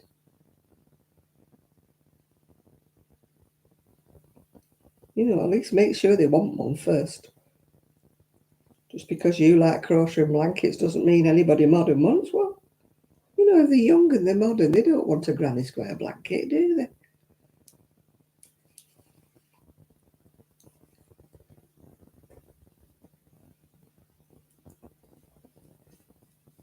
My granny square blanket's hidden. It's on the back of the...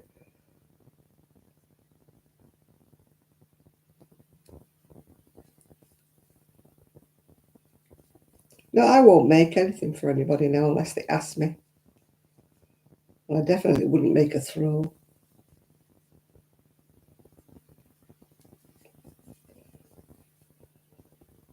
No, not everybody appreciates it. Just because we do doesn't mean other people do. And what's the point of wasting your time and wasting your money when they don't want it? I mean, my granddaughters, when they were expected, they didn't want anything I paid.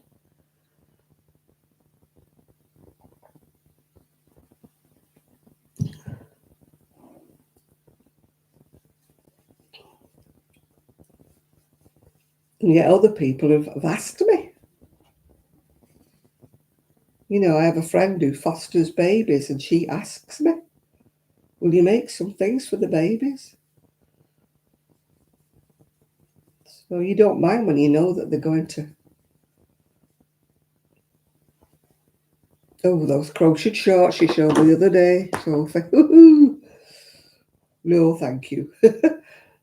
Not even if Brad Pitt was wearing them. don't think I could fancy a man in a pair of... I am tired, actually, Nathan, yeah. I keep falling asleep. I was watching a YouTube video the other night and I woke up and it was 12:15.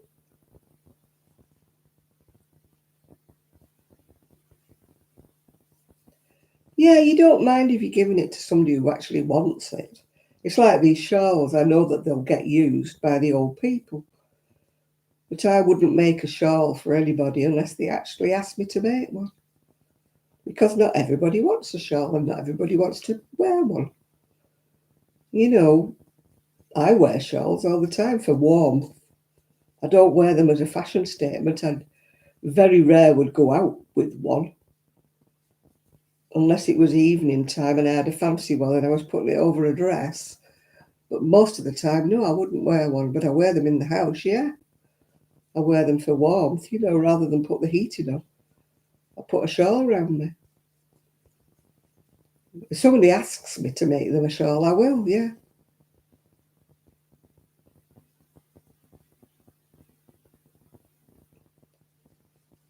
But, I mean, so it depends. It's like 50-50. Today's mums either love the retro look, love anything handmade, or the other 50% just want something with a label on, don't they? They don't want their babies in anything handmade.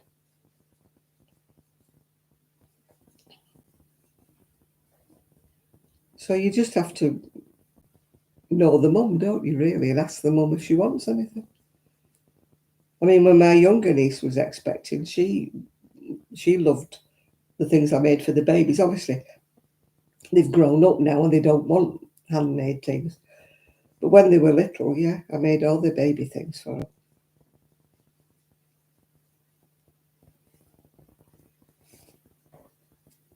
But my granddaughters, no, they didn't wear anything I made for them. And, yeah.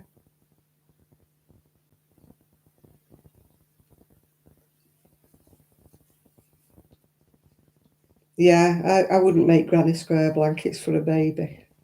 Because they get the little fingers through the holes, don't they?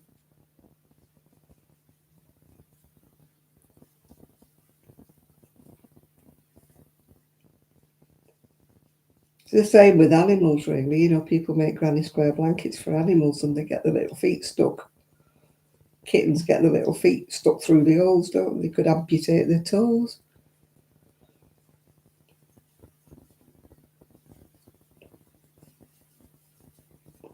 We're talking about making blankets when people don't want them. How they all finish up in the charity shops.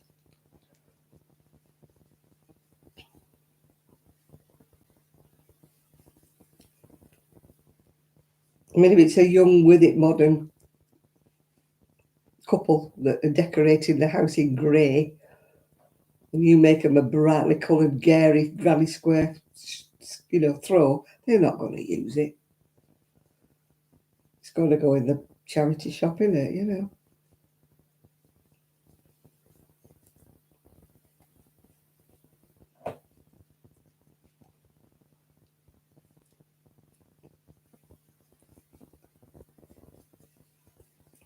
I mean, when I was young and got married, my auntie made me some cushions, round cushions, all in bright colours and that, and I hated them. I never used them and that, and now I wish I still had them. They'd be right up my alleyway now, but they weren't back in the 60s. I thought, oh, what's she made these for?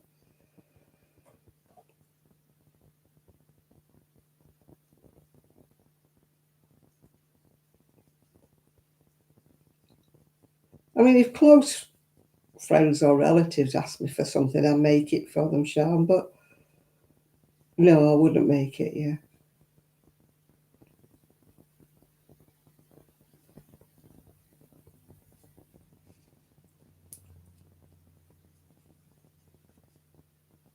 I made one corner to corner blanket, that was for me. My niece's son. I made it in like Harry Potter colours because he was bad about Harry Potter. And even though he's, 13 now, he's still got it.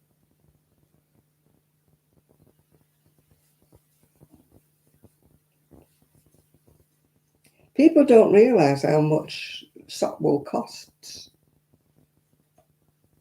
I've knitted socks for my nieces because I knew they would wear them, yeah.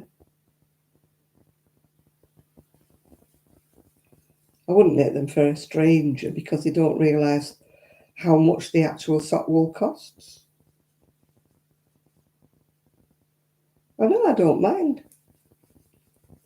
I watched a lady called Passionate Kelsey, and she was going through a stash and she was saying all these half-finished things she had, and it was like, shall she finish them or shall she kind of, get rid of them? And she was going, oh, I'll never finish this off. It's thin wool. It was double knitting. And it's on a 4mm hook, such a tiny hook. And I'm like, what?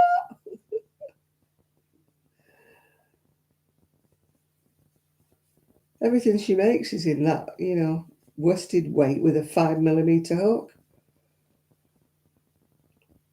Yeah, the cost of proper sock yarn is teens of pounds for proper sock yarn.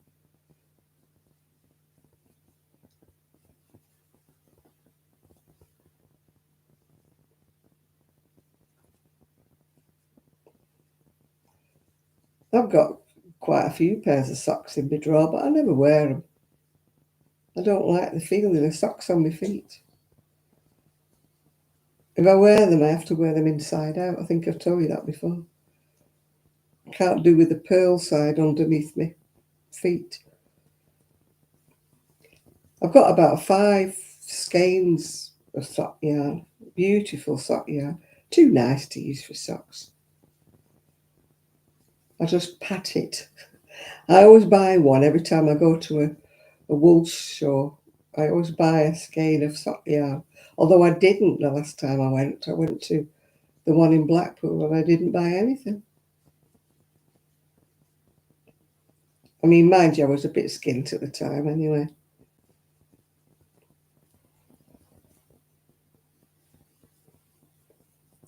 I think I'd just moved, yeah. There was nothing I really need. I get overwhelmed at these wool stores.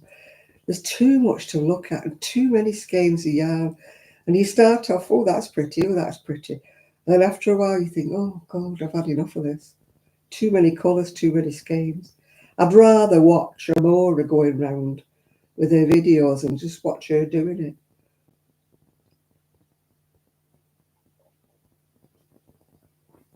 And the kits for anything at these shows, oh my God, yeah.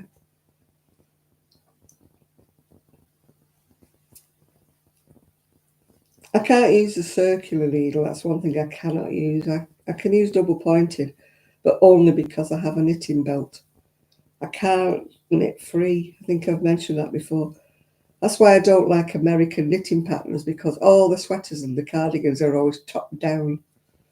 And they're all done on circular needles. And I'm like, oh, for goodness sake. That's why I knit with vintage patterns, because I like a back, a front, 2 sleeves and stitch them all together.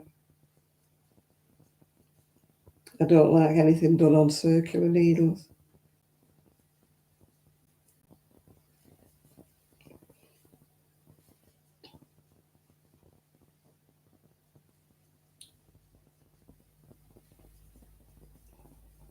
I mean, going round and round and round with all the stitches on for a sweater, especially when somebody's a big size. It must be like twice round a gasometer.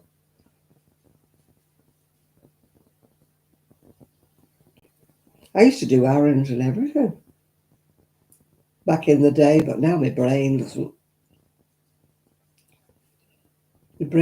compute into all these. I don't mind a simple cable, but errand patterns were like 20 odd, 30 odd rows to the pattern. Beyond me now these days.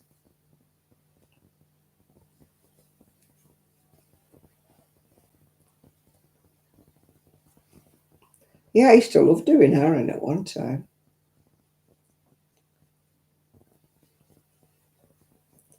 I still got one errand cardigan that my auntie knitted for me. It's a bit too big for me actually, but I won't part with it because it's beautifully knitted. I keep thinking I might make another one. I'm sure I've got a couple of, well, I know I've got 2 of those big bowls of Aran in fact, I've got a few in different colours in the garage in Aran that I bought in a sale somewhere. But I really only like Aran in cream. It doesn't look right in flecks or different colours to me. Aran's got to be cream.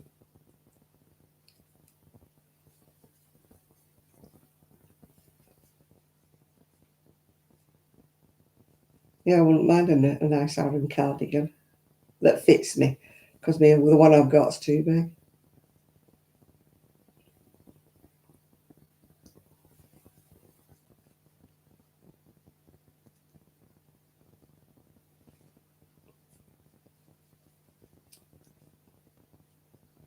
And a lot of the crocheted cabled ones I did are all too big for me now. I still wear them, but they're huge. Hi, Lydia.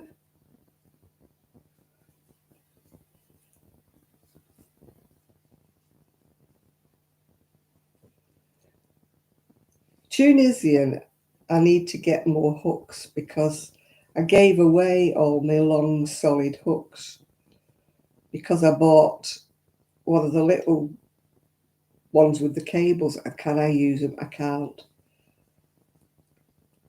But I had done the Tunisian, but I did it on, the solid hooks that are long ones like that. I need to get another set. They sell them on Amazon. When I get round to it, I'll make another. I've got quite a few books on it, Tunisian, and I've also got one of them that's what do you call it, a DVD to watch, because Sue and I watched it, and I'm working on a shawl. It's one of these shawls, the old shawl by Doris Chan. I ran out of the pink together. I had to use the deeper pink. I'm working on one of these. It's for the old people, says she, who's probably older than the old people. But because I'm running out of bigger amounts of wool, I'm using all oddments up. I'm going to hate it when I have to sew all the ends in, but that's what I'm doing.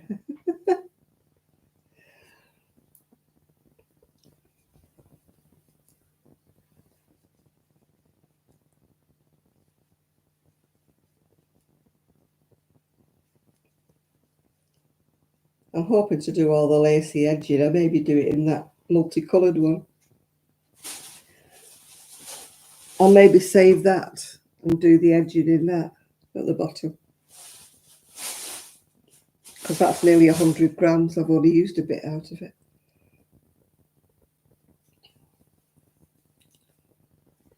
So, tra-la-la. So what have we all got planned for Sunday?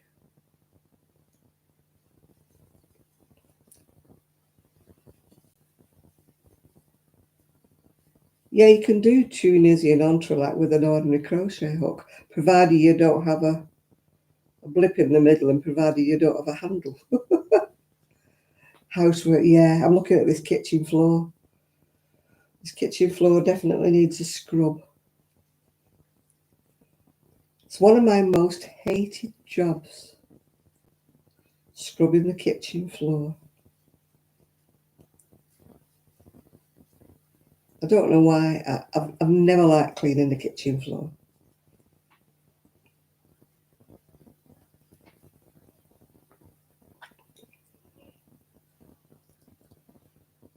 And I'm with Quentin Crisp on dusting.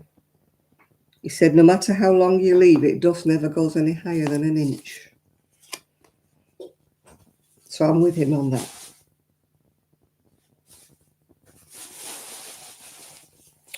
Right, what colour shall I do next? What colour?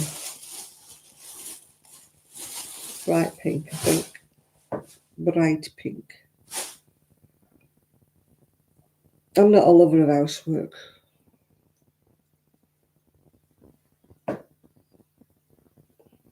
Although since I found that Hoover in the garage that they left behind, actually, I'm not bothered about the hoovering, yeah.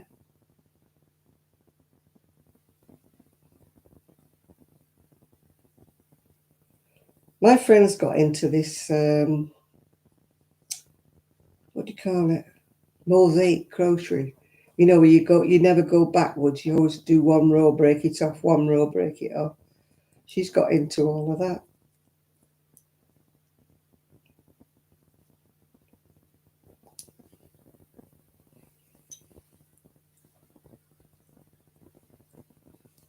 Doesn't bother me.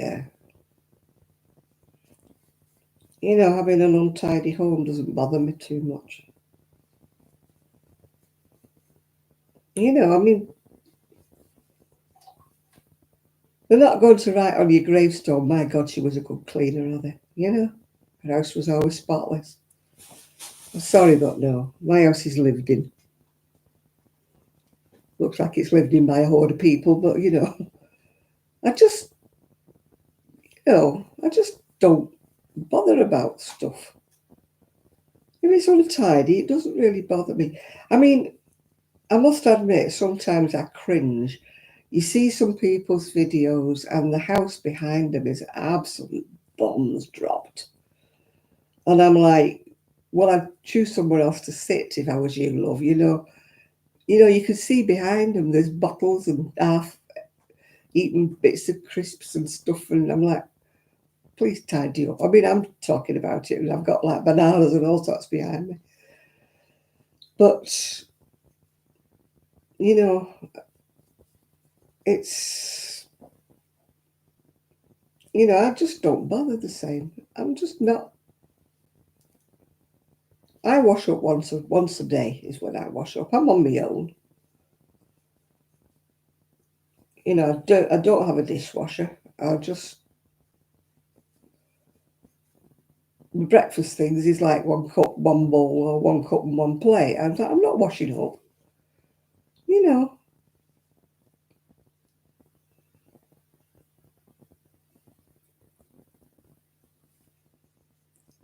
yeah, I've done not a mosaic. I've done intarsia crochet and knitting, a fair round knitting. I've done all that. Yeah,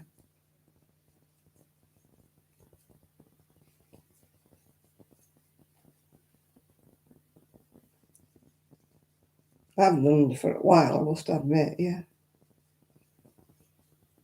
I haven't done any knitting. Well, I've done knitting. Oh, I've got an itchy back.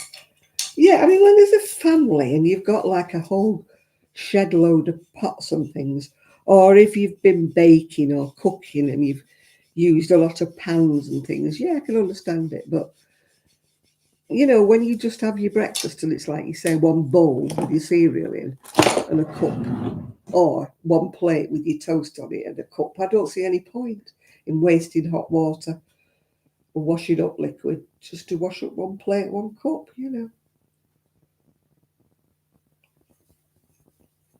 Well, I told you, Lydia, the tram driver jerked me. I finished up on my bottom. They don't have any compassion. They won't wait for anybody. No, no, I can't be bothered with a dishwasher because you're just using so much water and stuff like that. One bowl of water does me for the whole lot. That's me done then. I never have to have more than one bowl of water. I always think a dishwasher is not good for the environment because you're using tons and tons of water, aren't you? Now, it's amazing how many people wash up under running water. They're using loads and loads of dish soap and they're running water. And I'm like, God, you're wasting all that water.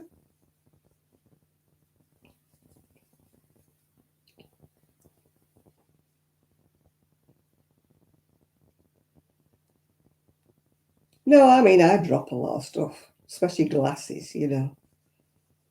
Slither, slither, bump. That's why I prefer a washing up bowl rather than the sink, because my sink's stainless steel, and if you drop things in the sink, they don't bounce, do they? But if you're in a plastic washing up bowl, you've got more chance if you let something drop that it just lands in the bowl.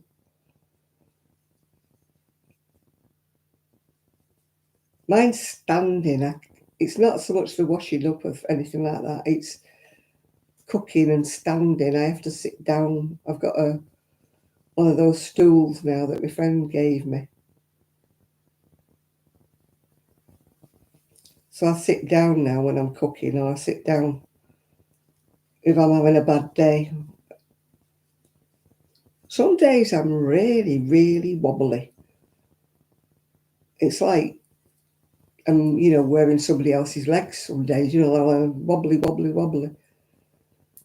And other days I'm all right. But since I fell in the tram, my back is hurting like hell. It's all right when I'm sat down, it's all right when I'm laid down, but when I come to walk, it's like somebody's pressing on my head and it's hurting.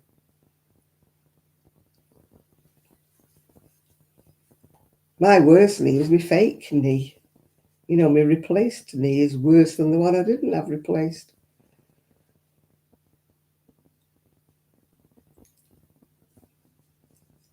Oh, I'm not a gym bunny. I cannot stand the gym. Some people, I get adrenaline rush when I've been to the gym. I'm like, why the hell am I here? I'm bored. Riding on a bike to nowhere, If I'm going to go on a bike ride, I'd rather see some scenery, Pedaling on that treadmill to nowhere in the gym. I'm on the road to nowhere. I've done something. I landed on my bottom and went back like that.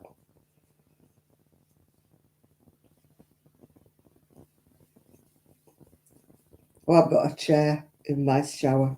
Can't stand. Can't stand in the shower, I'd fall over.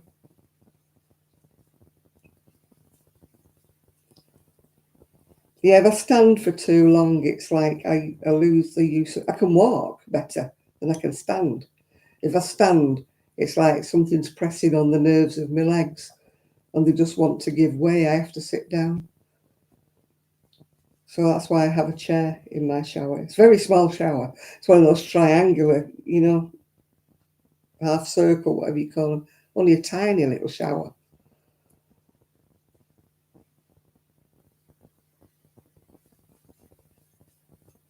Yeah.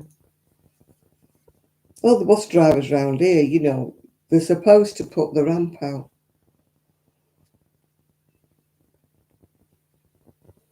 For you to get off, but they don't.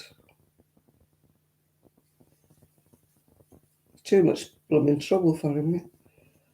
A jacuzzi, yeah. God, well, we had that hot tub, didn't we? I never went in it because I was frightened of falling because it was so high to get in it. And we had a little ladder to get in it, but it was still too high for me.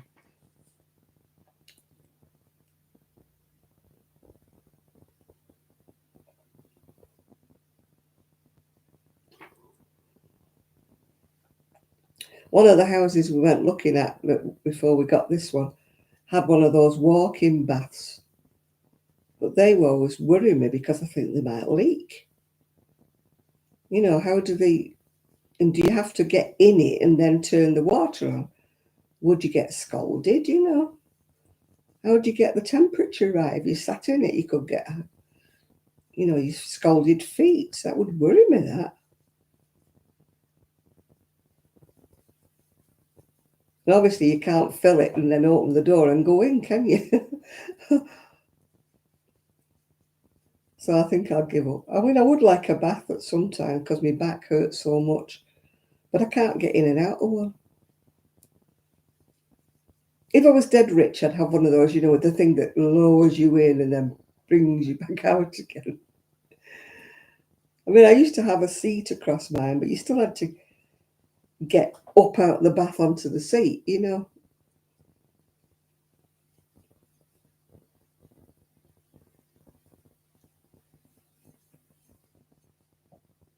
Yeah, you would have to sit there while it emptied, wouldn't you? I never thought about that, Munchkin, yeah. You couldn't open the door while there was water in your bath, could you?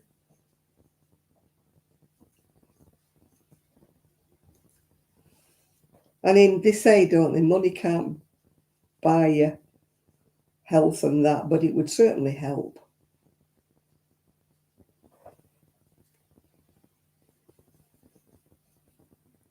I went to a swimming bath once, I can't remember where it was. And when you went through the shower, you then walked through like hair dryers that dried your body as you walked through. And I thought, what a good idea.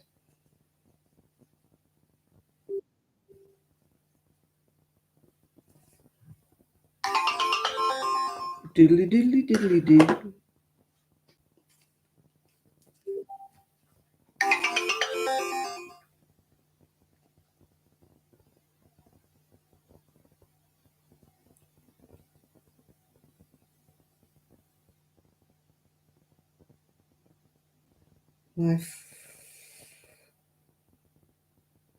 Oh, that's nice, Enid, yeah.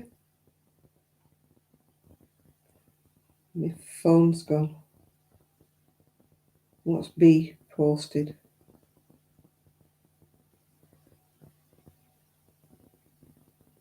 What on earth is neurodivergent? Not a clue. All these posh words. Yeah, it'd be like a human car wash, yeah. What am I looking at? Oh, Stitched by Mrs. D. I've watched that.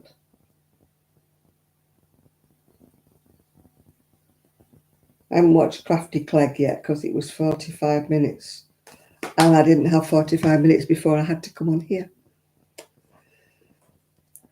Yeah, it was, I don't remember where it was. It was a big posh swimming bath I went to. It weren't round here. And I went in the shower, and when I came out, you just walk through this, like, heated thing that dried you. I thought, what a good idea.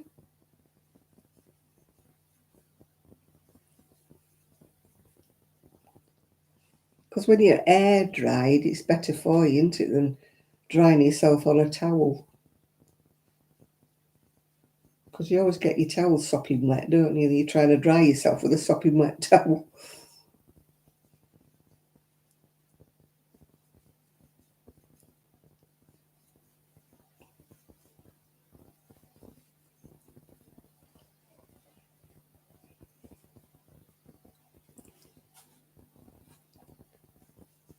Yeah, if you were rich, you'd have like a heated swimming pool, wouldn't you? And you'd have a jacuzzi, wouldn't you? And have all these things that you'd have. If we were only rich, Chris, wouldn't it be easy?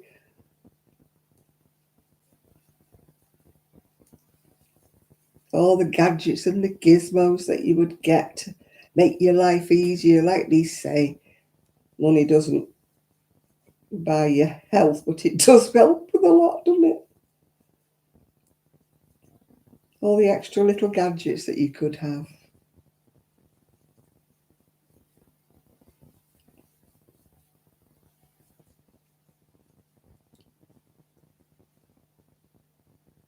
Oh, cold water. No, thank you, Lydia.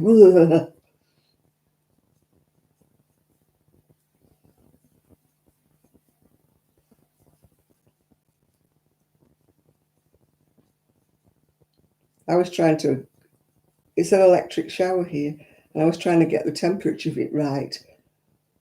And I don't know what neurodivergent is. Somebody just sent me a thing. How to say you're neurodivergent when you're not neuro. And I thought, what's that? I don't even know what it is. Somebody Google it and let us know. It's probably one of these woke words, isn't it? You know, like they, there, and them.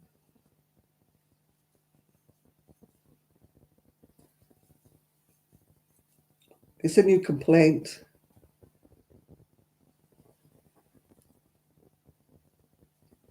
Oh, artists, I see. Why can't they just say it then? Why does it have to have a posh word?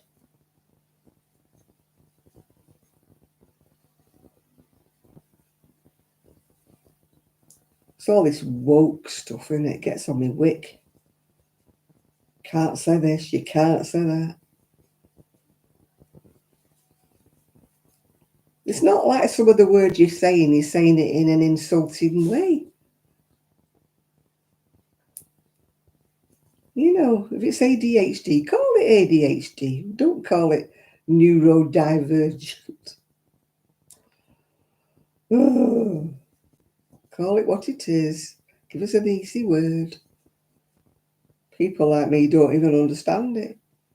If you came up to me and said you're neurodivergent, I'd be thinking, is it catching? You know,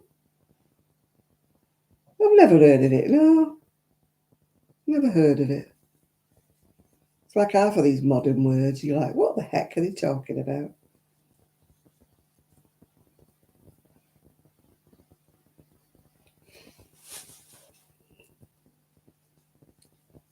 And I'm sick of this woke culture.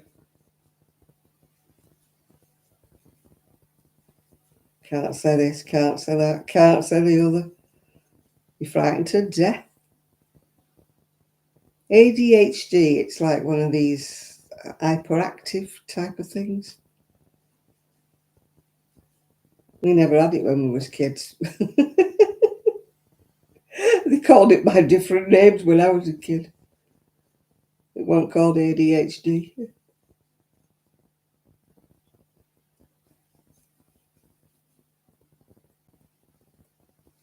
think it's a new word.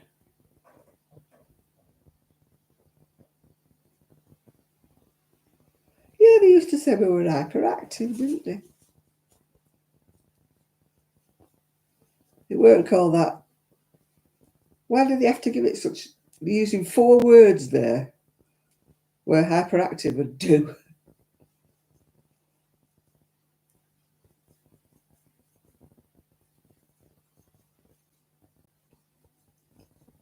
Everything has to be given great big long words now. It was just hyperactivity, wasn't it? Yeah, we knew what that was. But they have to give everything a great big long word.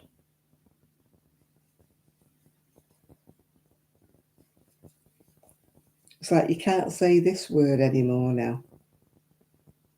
You can't say that word anymore.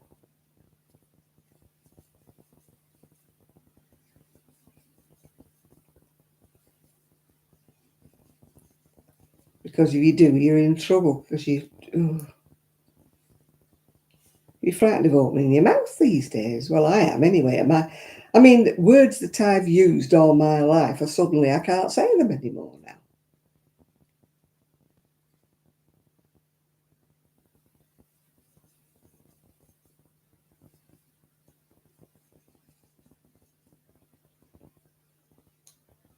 No.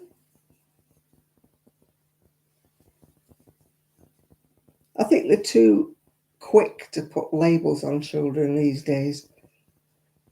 You know, labeling them as A, B, C, or D when they're about 3. And I'm like, let them settle first, you know, let them develop into something before you label them with this label. Because then they're stuck with it, aren't they?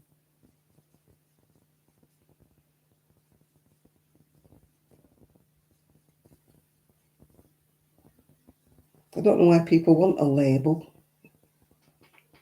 If I had ADHD, I'd want to keep it to myself. I don't know why. I wouldn't want to go around saying to people, oh, I've got this, I've got that.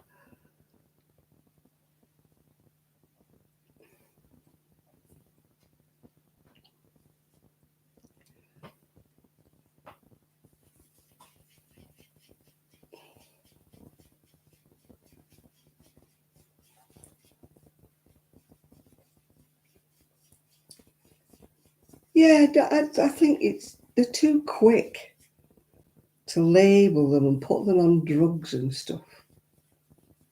You know,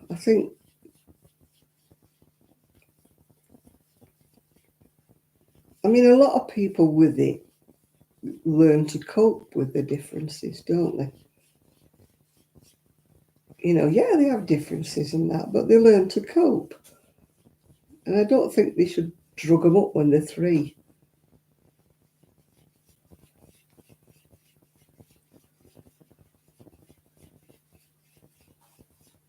Yeah, I mean, Arian was a so-and-so when he was 2. Gee, me, goodness gracious me.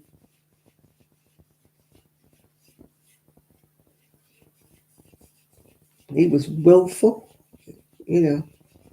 He was one of them when you said, do this, he'd say, make me. Or, no. Nothing wrong with him. He wasn't ADHD or anything. He was just a willful little monkey.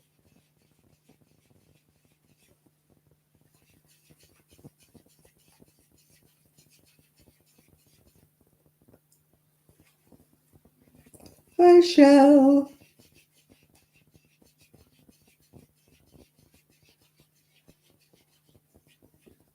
What's quite me, my son. He was a little so-and-so when he was little. But there was nothing wrong with him. He was just a little so-and-so.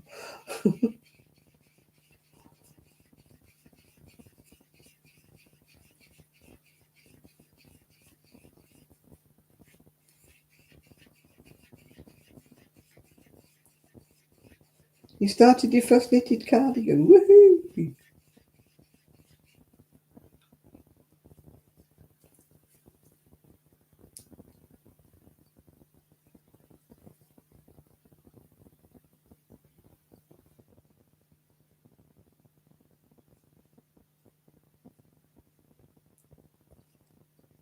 Yeah, I've learned to cope with my health. Well, thank you.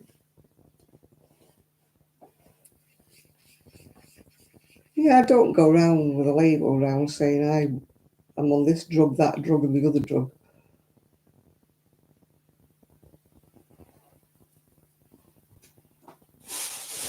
I just learned to get on with it.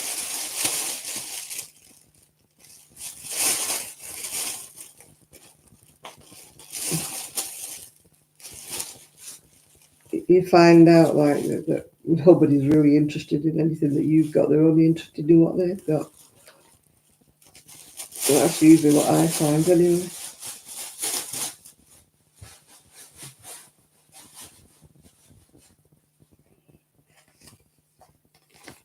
God, we used to get the cane regular.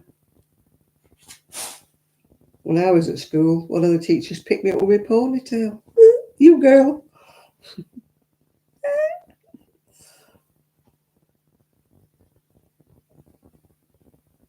Not understanding others with age.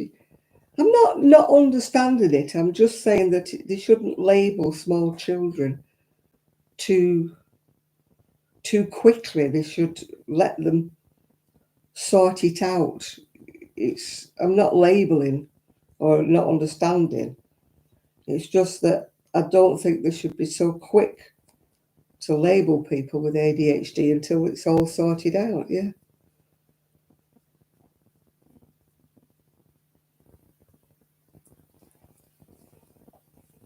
They're so keen to put them on drugs when they're so young. I mean, my kid had terrible behaviour when he was 3, 2 and 3. And yet I wouldn't have dreamed of putting him on a drug or anything.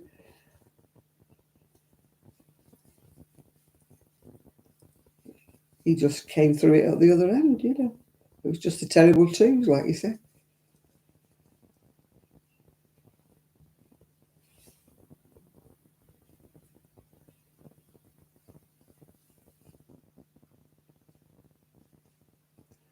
Sadly, the Buster has not been with us for many, many years. I lost him years ago, sadly. I don't have a dog now. A dog now.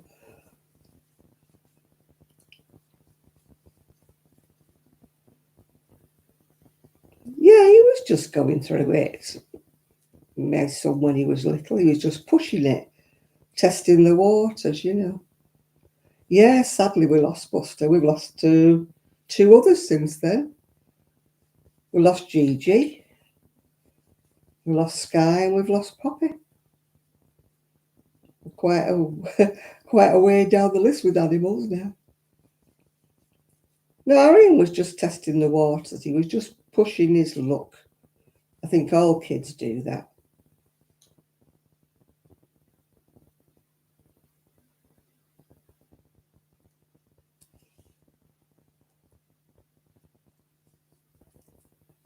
No, I just don't agree with small children being diagnosed with it until they're really sure that it's that and not just them being little gits, you know. Because, I mean, my son could have been labelled that way because he was horrible when he was about 2, 3. He was willful, he was terrible, he used to kick me, thump me, do all sorts of things, and yet it was just pushing the boundaries. He was just a normal kid.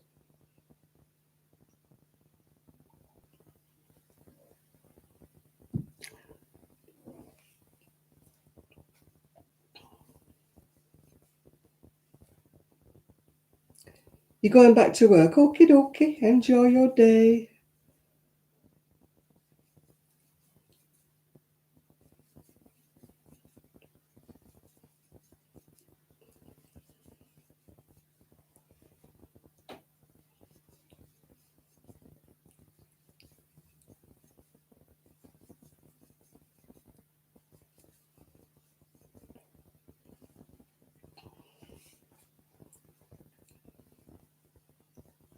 Boo, boo, boo, boo, boo.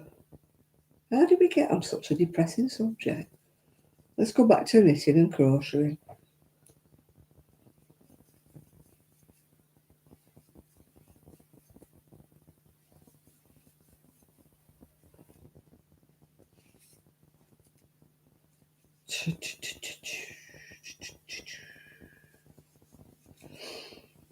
I think I'll stay in bed tomorrow. Well, not all day, but I think I'll have a lie in.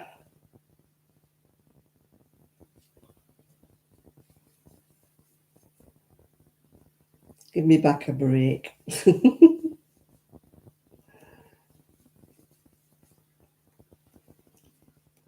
Yeah, you should do.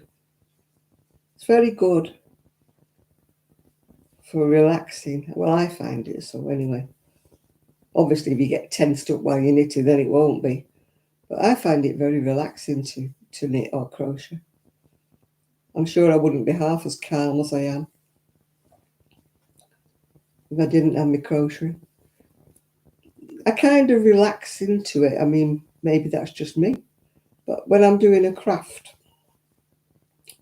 I just don't think about other things. You know, I tend to just relax into it. It's like a repetitive thing that eases your brain. You know, it's just stops you overthinking. Yeah. Oh, I'm not paying £6.99, $6.99, and having to pay import duty and stuff. No, that definitely won't be for me. I don't buy any American. It's all because of these tariffs and stuff, isn't it? And taxes and the postage and stuff. I only buy, wool in my own country now.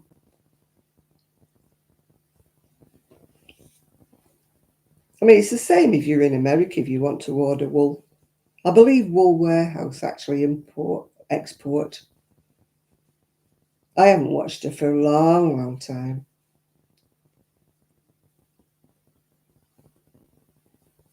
I think I went off her when she used to do all those yarn hauls.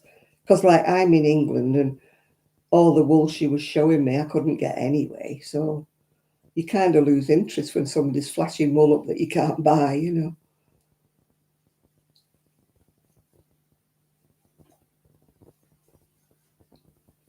But with all these tariffs and stuff, I mean, it's like I was watching Claire, is it called? She used to be Bob Wilson 123, and she was saying that she can't get hobby yarn anymore in Australia because she can't. They've stopped sending it because of the postage and the import duties and the stuff. I mean, they're killing it, aren't they? I mean, I used to love buying ice yarn and hobby yarn, but I won't buy any of it now.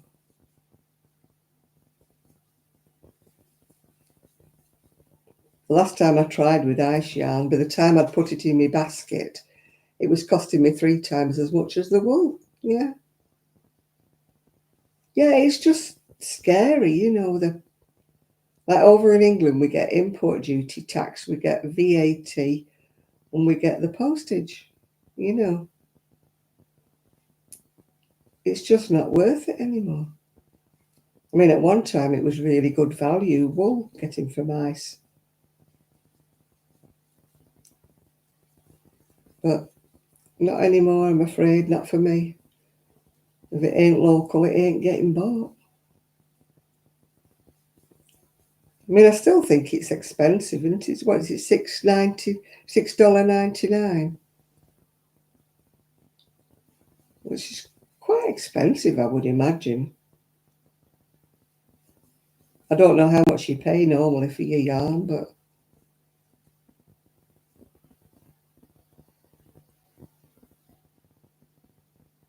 yeah. Yeah, if Wool Warehouse don't do it or the local shop don't do it, then I don't buy it anymore. I'm sorry, but I'm just not buying into all this stuff. It makes the wool twice as expensive. We're all on a budget these days, aren't we? Nobody's got that kind of money that you can splash out. With ice, I used to work it out per ball, and if it was cheaper than I could buy it in the UK, then I would order it. But that's ceased to happen now because by the time you've added it all up and added all your costs on and worked it out, you know, all right, the yarn is beautiful, but are you willing to pay like twice as much money as you would in your own country?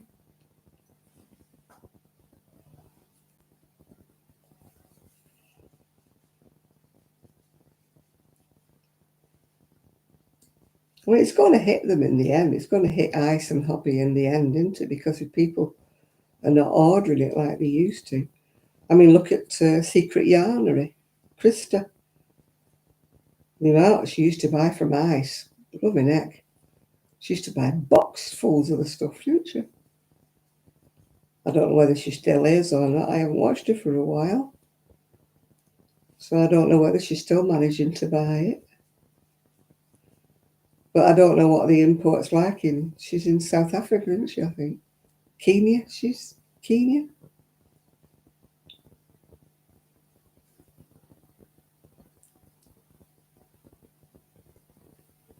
But maybe it works out cheaper for her if she buys so much of it, like she's buying it in bulk, isn't she? She doesn't just buy like a couple of packets like we would.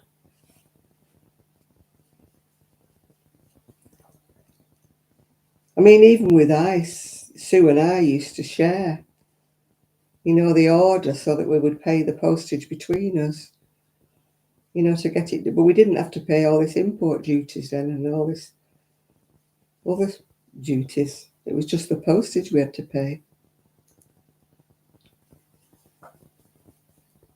Yeah. Yeah, she does. She gets a freight shipping.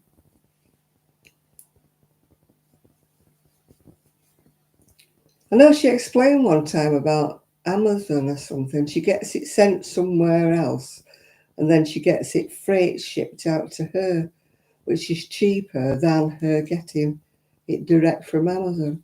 Because she orders boxes full of stuff, doesn't she, of Amazon as well?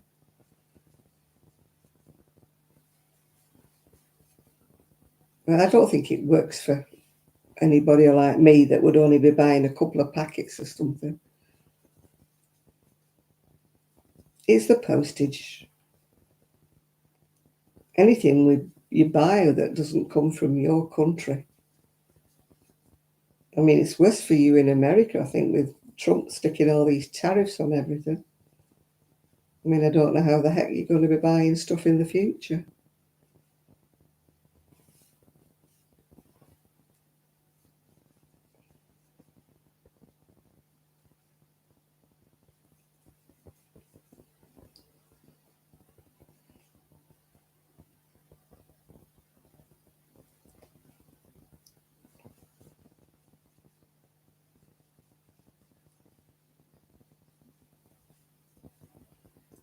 Oh, it's getting near the witching hour. Thought I was getting tired.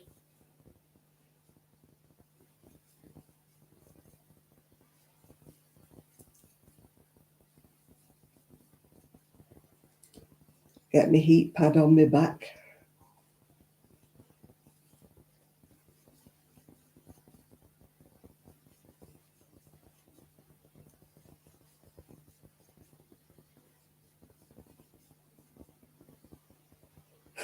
Yeah, I would imagine she would have to wait that long.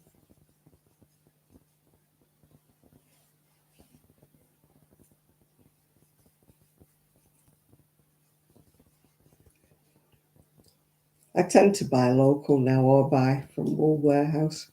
Not that I buy much at the moment because I'm trying to use up rather than buy. The only time I buy is if it's a colour or something that I want that I haven't got. But at the moment, I'm not. Oh, I'm telling a lie. I did buy some pink because I wanted a pink sweater. I haven't started it yet. I just didn't have the pink anywhere in my stash. And it would have gone with 2 pairs of summer trousers. But then the weather changed, and so I haven't worn my summer trousers anyway.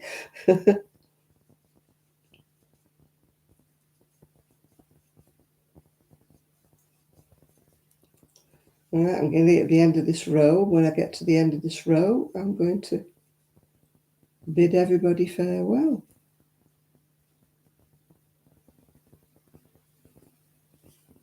I get my crochet magazines. I seem to still be. I don't know how it is. I must I must have paid a subscription for one of the crochet magazines, and it still comes each month. And yet I don't remember paying for it, but I must have done. I think it's simply crochet I still get. Yeah.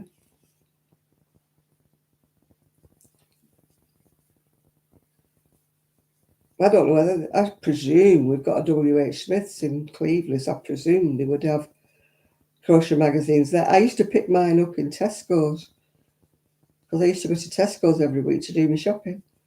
And they always had the crochet magazines in there. And that's when I used to buy them. I used to always put one in my basket.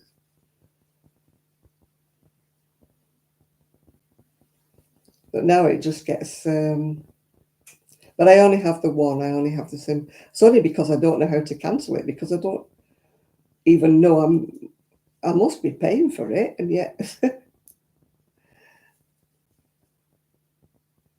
I must have signed up for it for 12 months, I think. So it looks like I'm stuck with it. And one of the ones I used to do online, they gave up doing it. It wasn't the best ones at all. Inside Crochet, I think it was called. And that was one of the best ones, and they went under. They stopped making it. I've still got them online. Still got them stored online, so I can still look at them. The old ones, that is, not obviously not the new ones, yeah. Yeah, Joanne's is gone, isn't it? It's like Sophie was saying, we're losing a lot of our hobby craft over here are going.